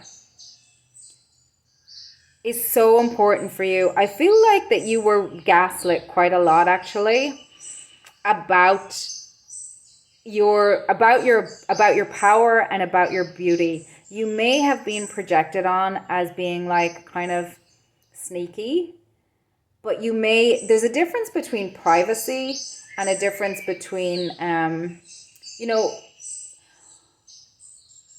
secrecy. Sometimes you have to be secretive and private to keep things to yourself. Like there's a lot of things on the internet where they talk about how things that a lot of people let's say con artists, let's use that as an example. So a lot of con artists will get you talking so that they can get your information so that they can use it against you. But knowing who to share your information with is absolutely key. And learning to go beneath the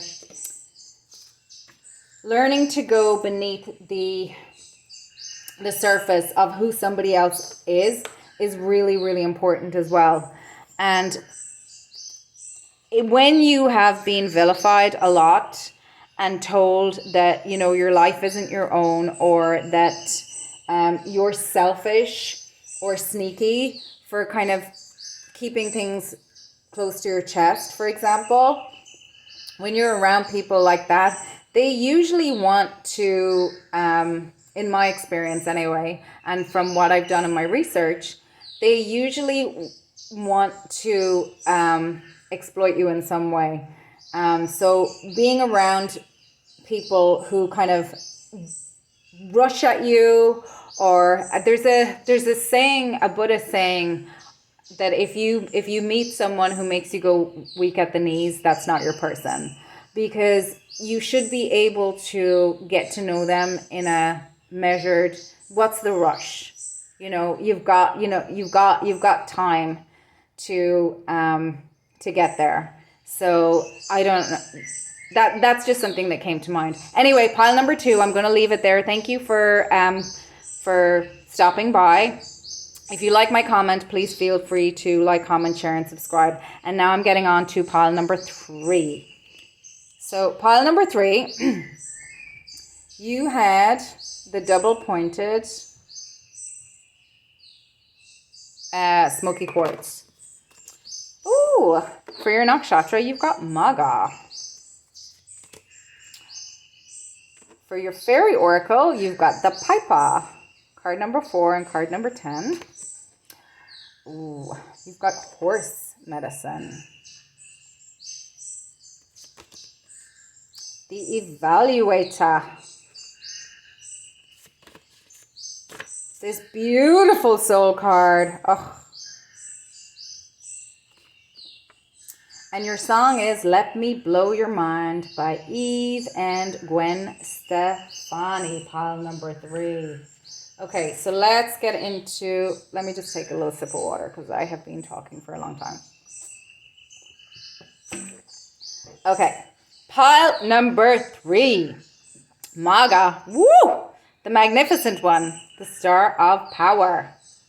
So Maga is ruled by, it's totally in Leo.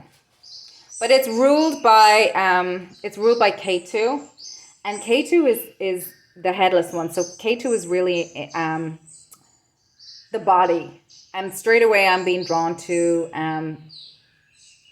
the body is the language of the subconscious. So that's been a theme that we've been kind of discussing on my channel for a while now, and then with Maga, it makes sense. It's the power to leave the body. And it's interesting. The power to leave the body is ruled by the headless one. I guess, in order to leave the body, know thyself. You have to know the body. So that's a nice, interesting paradox. In order to leave the body, you have to come up through the body. So it's the Star of Power. Maga is really powerful. And it is, K2 is not actually a planet, it's a calculated point. And it is actually the south node of the moon. And if you think about it, it's K2, Leo is sun energy, so it's K2 and sun. And the sun powers our solar system. So it's a really, really powerful, really powerful sign. The deity is Petrus. I think I'm saying that right. Technically not a deity, associated with ancestors and past lives. So for you, pile number 1, I feel, or pile number 3, my goodness. Pile number 3, I'm feeling like astral travel, yoga nidra, tantra, remote viewing, timeline travel, quantum jumping, time travel, like projecting your consciousness back and forth through time, dream yoga. What do you call that? Dream yoga is, I guess it's kind of like lucid dreaming, different to yoga nidra, but all those kind of traveling through other realms and dimensions could be really significant for you. And when I'm seeing this soul card, immediately I'm seeing straight away the person is inside here. I'm seeing the move from the move from age of Pisces into the age of Aquarius. And of course that goes Pisces back into Aquarius, which is reminding me of unwinding of karma. And again, it's echoing the theme of ancestors and past lives for me very strongly.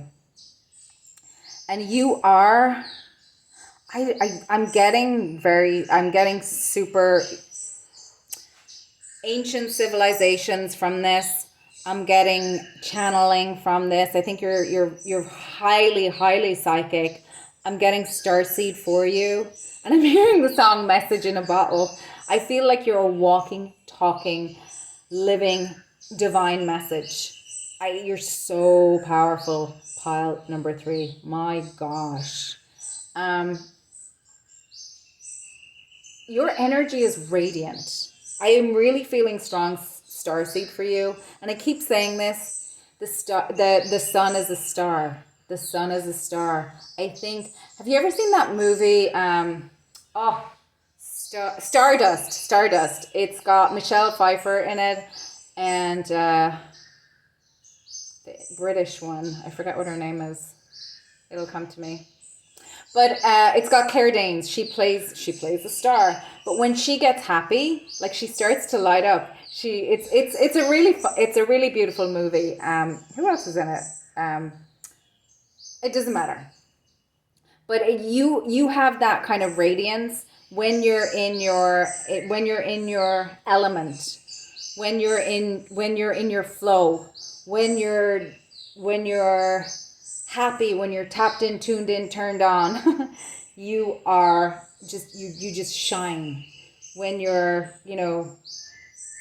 doing your own. You could be off playing, you could be off sitting there just daydreaming, and you could be radiating this like beautiful energy like around you. I just feel like very playful. I want to play with you. I feel like your inner child is probably a guide for you, and you're very, like, Leo rules over children, it rules over play, it rules over leadership. So I feel you're very connected to your inner child, but also I'm getting a very strong power from you, like a very strong mastery, like that your inner child is both playful and grown up at the same time.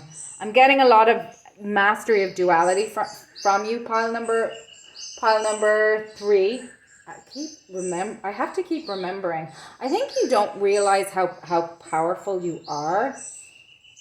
And I don't know that people around you have actually appropriately mirrored that back to you.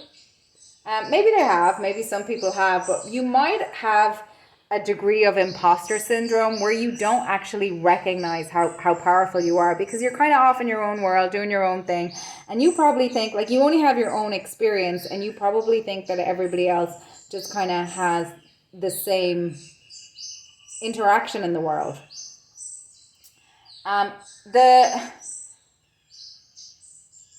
The Piper. The Piper is interesting. The Piper is kind of giving me Krishna vibes. Like I don't know why, but even his face is giving me Krishna vibes. Krishna is associated with the flute, but Krishna is in the Bhagavad Gita. He rides in the chariot with Arjuna. So he's his guide.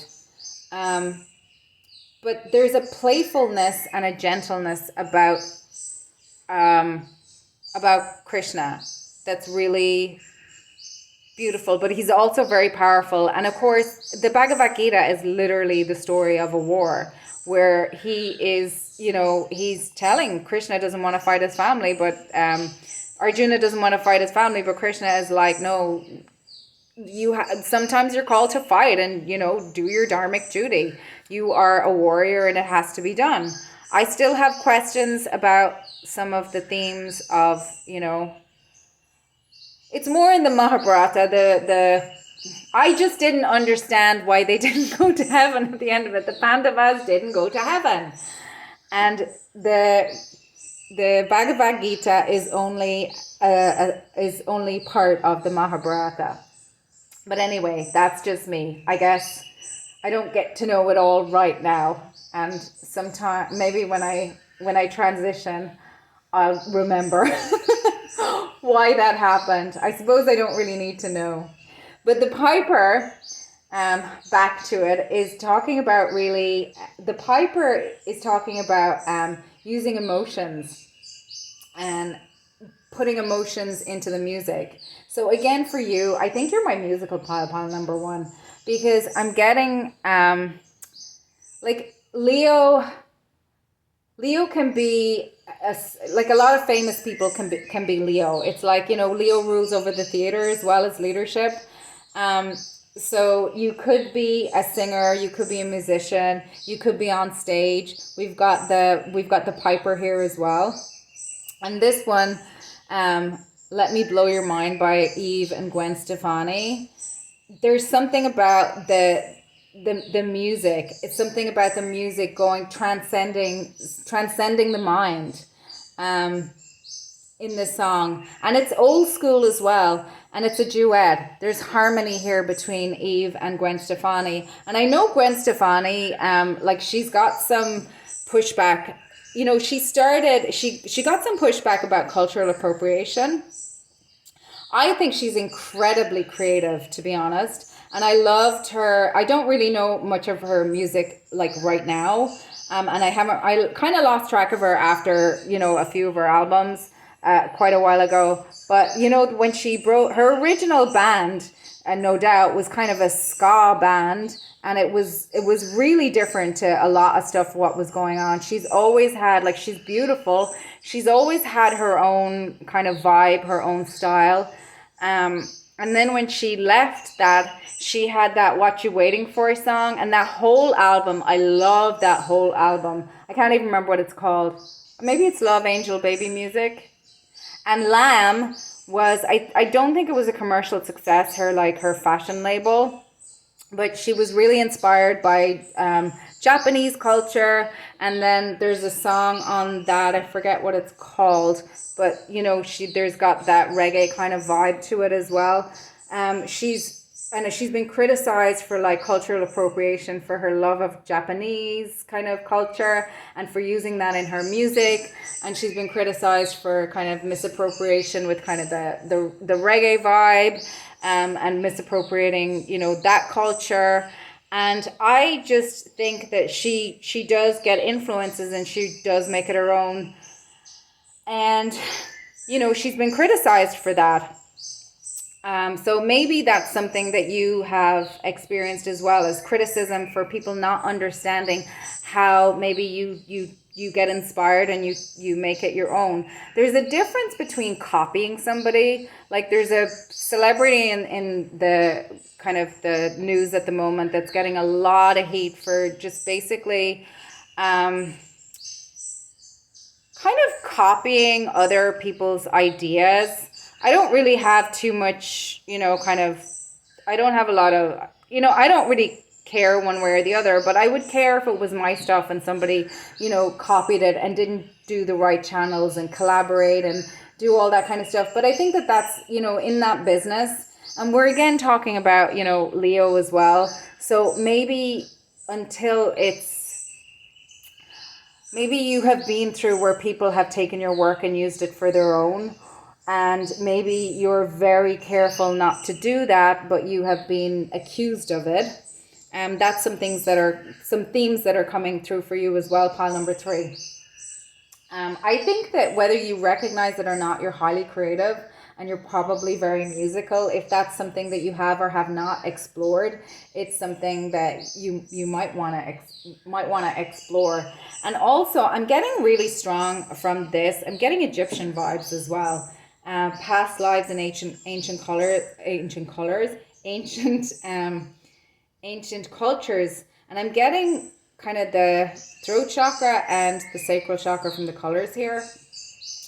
And in ancient Egypt, it was said Hathor, she played her let's say weapon and also her instrument. So she used it for protection, but she also used it for manifestation.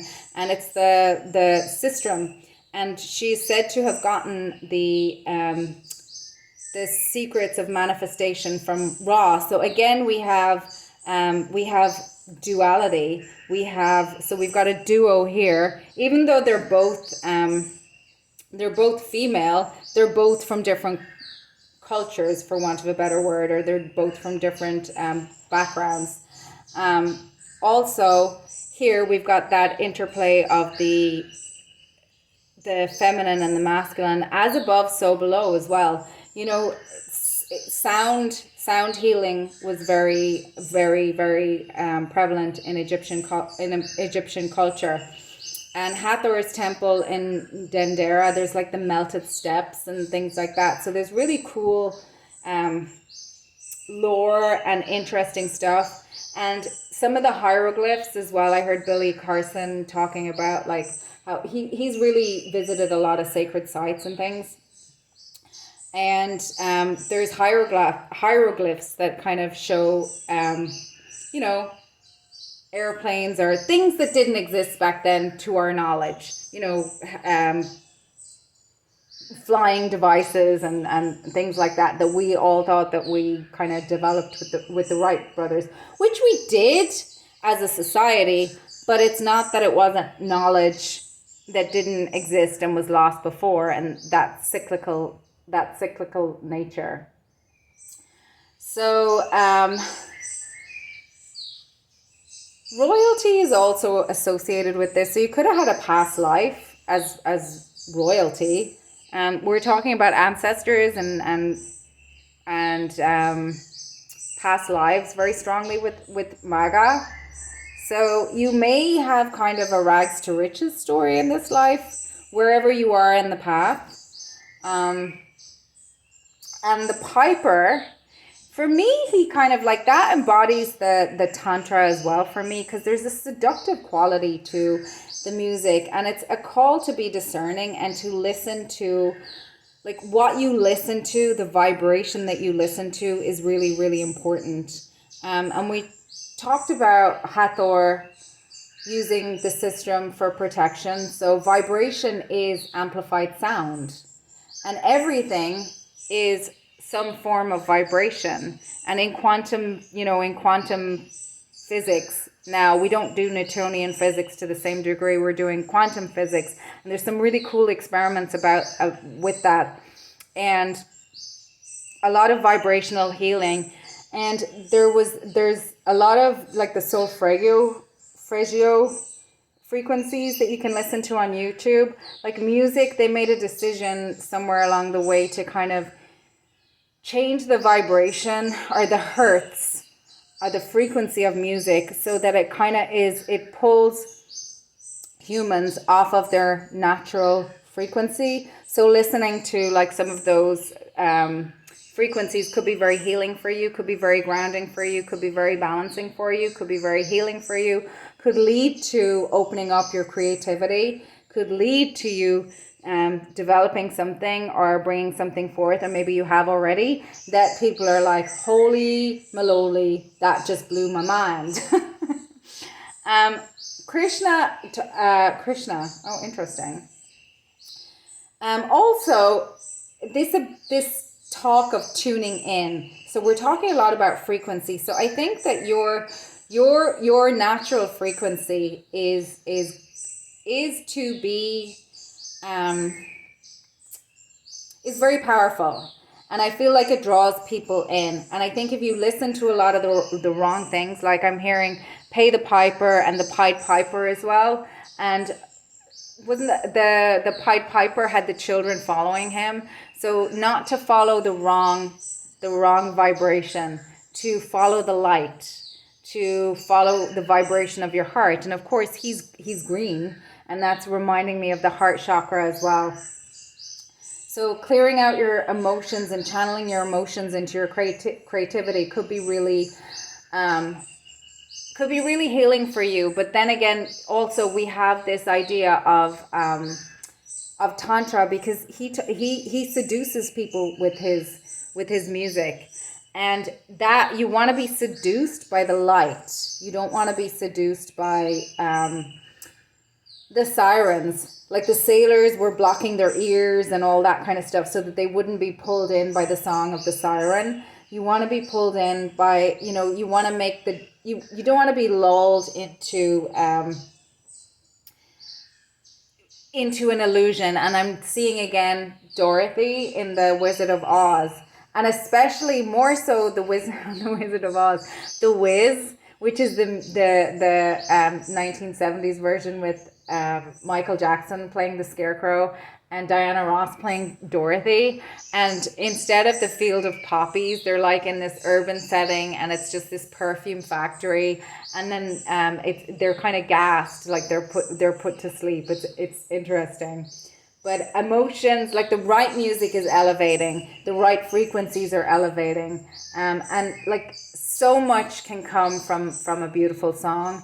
A song can change a song and a dance can change your energy really, really quickly, much quicker than a lot of things can, much quicker than a lot of things can. Music is so powerful. I heard Alana Fairchild.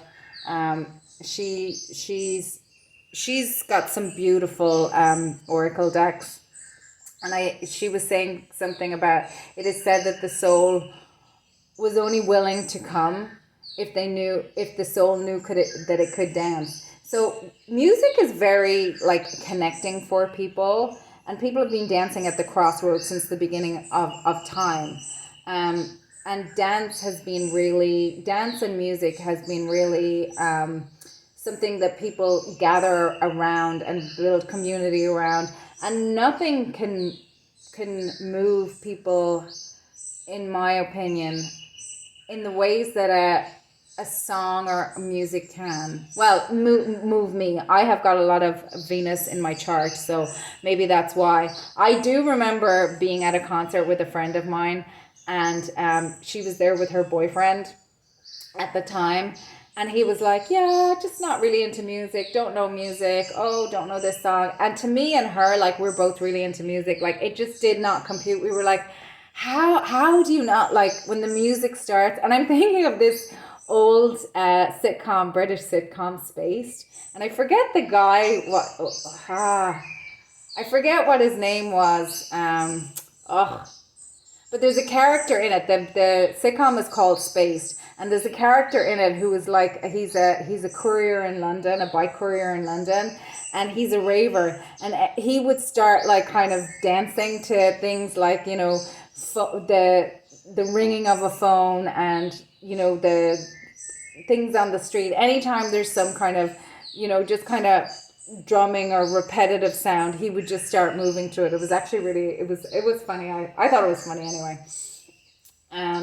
I'm also getting from the Piper kind of Samson and Delilah as well. So that idea of being what would you call it? When you're drinking or when you're smoking something, when you're when you're out of when your inhibitions are down, because you're not sharp, because your mind is, I can't even remember the word right now, pile number 2, but kind of being pure in your body when you're making decisions, being pure in your body when you're sharing information, like sensitive information. So maybe you went through, maybe you were around a lot of partiers as well, because Leo is a very social sign as well, and maybe you're very socially adept, and people, maybe people have mistaken you for being more superficial than you are, but I can feel that you have an incredible depth and an incredible frequency, and people may have thought that you were more superficial than you were. I'm getting that for you, pile number 3. And we haven't even got on to horse medicine. Horse medicine is really, really interesting to me. It's talking about the dream walker. It's shamanic, so you're quite shamanic, I feel like, as well. And the horse medicine, he meets the black horse and the yellow horse and the red horse and the white horse throughout his journey. I'm hearing wild horses. There's two different songs, Wild Horses. There's one that I love that's Alicia Keys and Adam Levine. And it's a cover of a Rolling Stones song. Beautiful, beautiful song. And their version is just beautiful. But Bishop Briggs also has a song called White Horses, which is also lovely. So there might be some messages in that as well. The yellow horse is kind of the horse of learning. The black horse is a horse of power.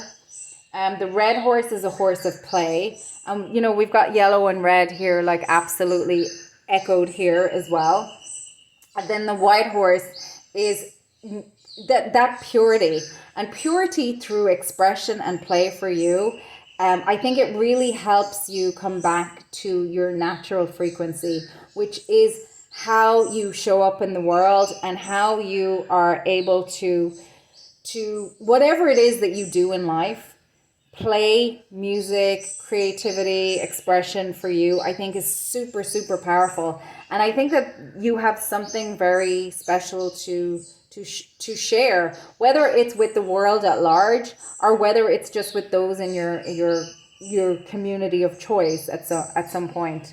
But it's really, really healing for you. And it's also said that horses were gifts from the Pleiades. So you could be, I getting very strong starseed vibes from you, pile number 3 as well.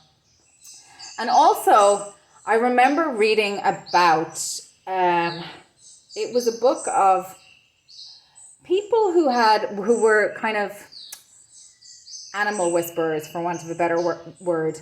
And there was one lady who was, she healed horses. And she went to this home where this woman and her daughter, and this horse was really, really sick, and the woman was communing with the horse, and the horse was able to kind of communicate to her telepathically. She was able to connect with him. I forget the name of the book. I'll see if I can find it again. But anyway, the point of the story is she gets this message from the horse, and the horse has the message was, I took it from the girl. I took it from the girl. And she says this to the girl's mother, and the mother just starts crying because the girl had been sick, and the horse took the sickness from the girl. And the horse was happy to take the sickness from the girl and let the girl have the rest of her life. And the horse was not going to survive. And it was just, oh my God, I wept when I read the story. And it's a true story. So, some of us are very, I can't commune with animals like that. But I do, I have a dog. I don't hear her thoughts, but I'm very connected to her and she's very connected to me. I know when I sit down and I meditate or when I chant, she goes and she can tell. She'll climb into, she'll when my energy is high, she'll play. When my energy is low, she'll come up and she'll snuggle me. When I'm angry, she'll kind of, she'll go and curl up in somewhere where she feels safer, even though she knows I'm never going to hurt her. She's just very, very sensitive to my energy. And some people just have the ability to hear the thoughts of animals, and that might be something, it might be a gift that you have coming online. We're coming into eclipse season, and things that we once, that are no longer serving us, can be removed, and things that gifts, and maybe they just become so integrated into us that they become part of our norm. Like, there's a lot of people who think that like reading tarot is woo-woo, and that you can't read, and that we're all just nut jobs. And then there's a lot of people who really, over time have learned that, by looking back, that the cards were right, but they also learned that they had the power and had the responsibility to make their own decisions and make their own choices. And they are responsible for their own, they are responsible for how they respond and the decisions that they make. They're not responsible for anybody else's. And that's what you learn on the spiritual journey. It doesn't mean, and we've consented to certain things before we came in, or before we incarnated, or we had, kind of accumulated karmas and poisons from past lives, and also blessings. I noticed that we call karma the kind of consequences or the energies that we don't like, and we call manifestation the kind of karmas and energies that we do like. They're all karmas, they're all manifestations, and they all come from, not only ourselves, but how we interact with other people and how they interact with us. And I remember saying to someone years ago, who was just chronic victim, chronic complainer, la la la la la la la la la. And I was like, if you stand up in a firing line, the chances of getting shot are like really high. Maybe don't do that. And I was trying to illustrate a point, but of course, and it was really irritating that they would be like that. But wouldn't you know that I had something to learn from that too. Isn't life so interesting? So interesting. So being mindful of what we listen to, being mindful of the choices that we make, and recognizing that magic is not abracadabra. Magic is, by the time you get to the stage where you develop cities, they call it in kind of the yogic tradition, where you can, levitate, astral project, all that kind of crazy stuff. Like, that takes lifetimes. It's not like you read a book and then you go, oh, I know how to insert magical power here. It takes a decision, and it takes chopping wood, carrying water. It takes being around the right kind of energies who are not going to stab you in the back. And it takes being awake and aware to recognize who's around you. It's not like all these people are going to go and that you can get away from them unless you, I don't know, go back to the mothership or something. Beam me up, Scotty. But if you're constantly just taking people at face value and not looking beneath the surface, the chances of them pulling the wool over your eyes are a lot higher. And learning to build your intimate relationships with people who do honor your sovereignty, and who do honor your heart, and who do honor their own heart and sovereignty and make their own decisions. And that's bringing me to the evaluator. The evaluator is interesting because the 44 always reminds me of Kuan Yin. And Kuan Yin is a deity.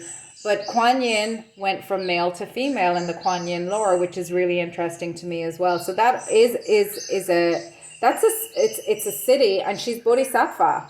She's now embodied as she's now recognized as a divine feminine. But she started out as a warrior.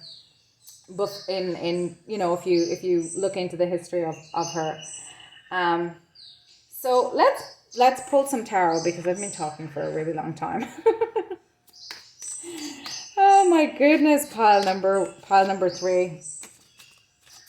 My musical pile. Also, it's reminding me vibration, the law of vibration. It's reminding me of that movie Dune as well, because remember they had the weirding way, which was using sound to as weaponry, amplified sound. And it's reminding me that listening to poisonous thoughts, poisonous projections is detrimental to your health.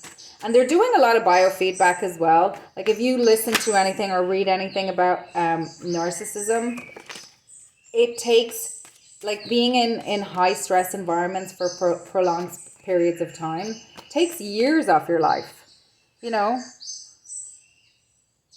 absolutely does. Interesting. And it's funny we were talking about Egypt. I was this is the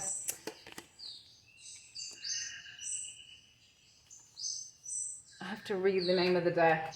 The Brotherhood of the Light Egyptian Tarot that I'm pulling for you guys.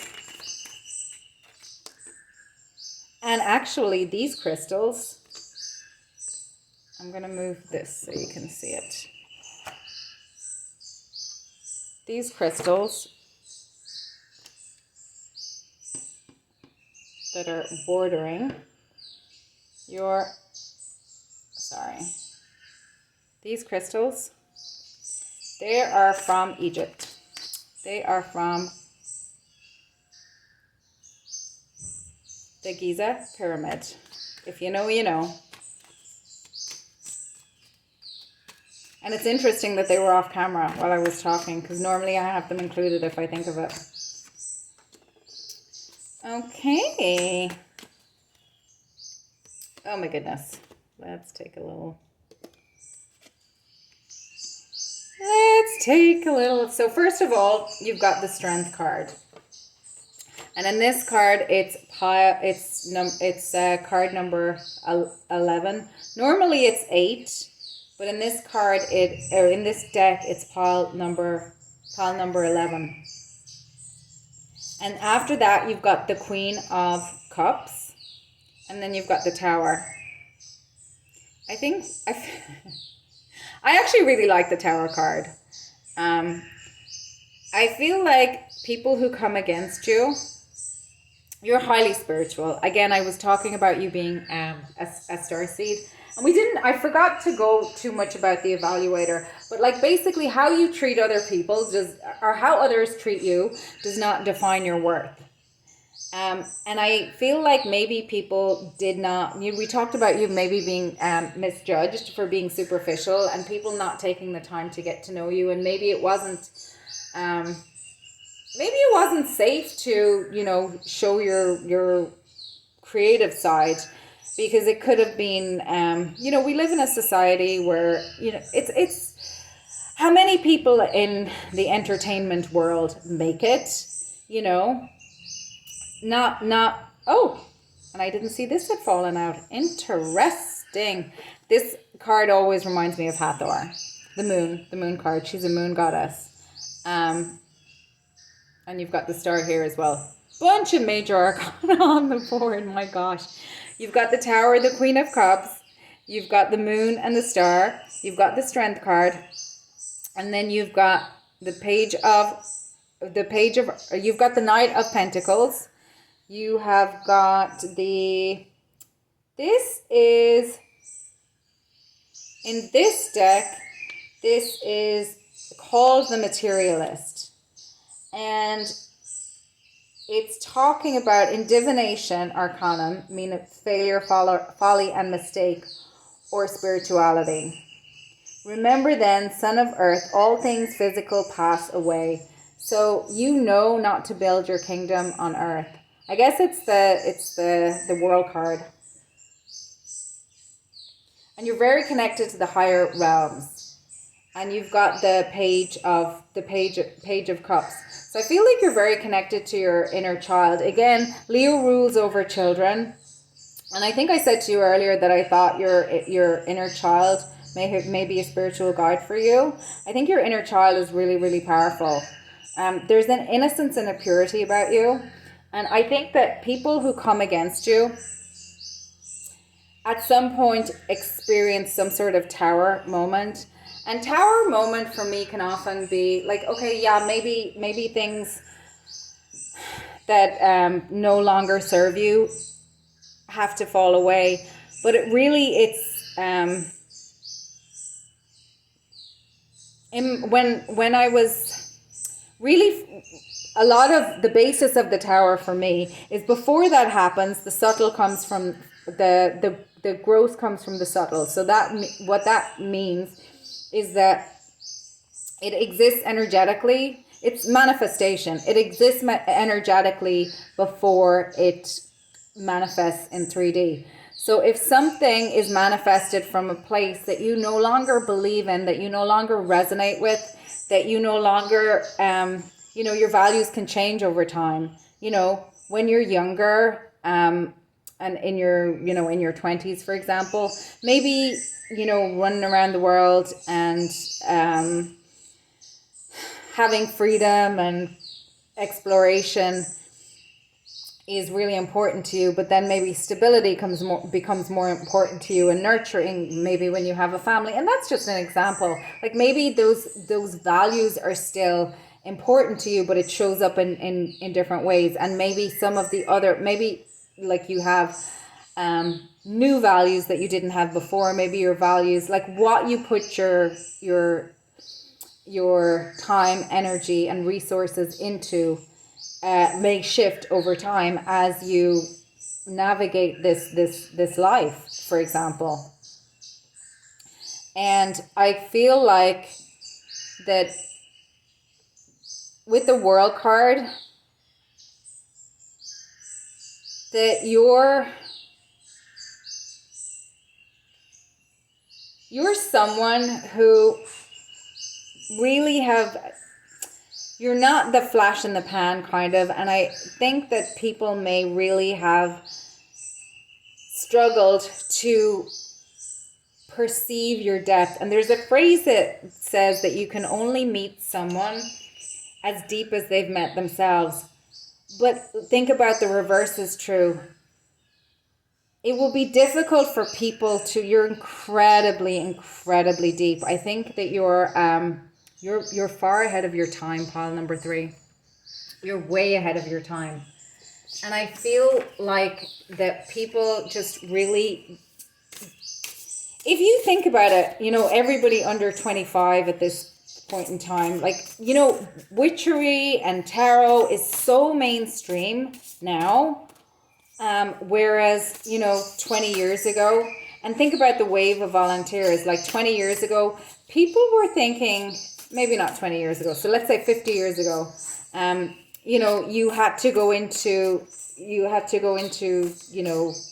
the weird store where people would look at you funny, and your family maybe like thinking, oh my God, she's into black magic. And, we had this really Hollywoodized version of what witches were.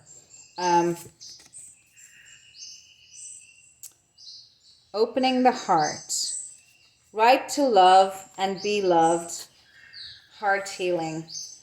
I think that your heart and your art was not appreciated, and that you were ahead of your time, and that you went through a journey,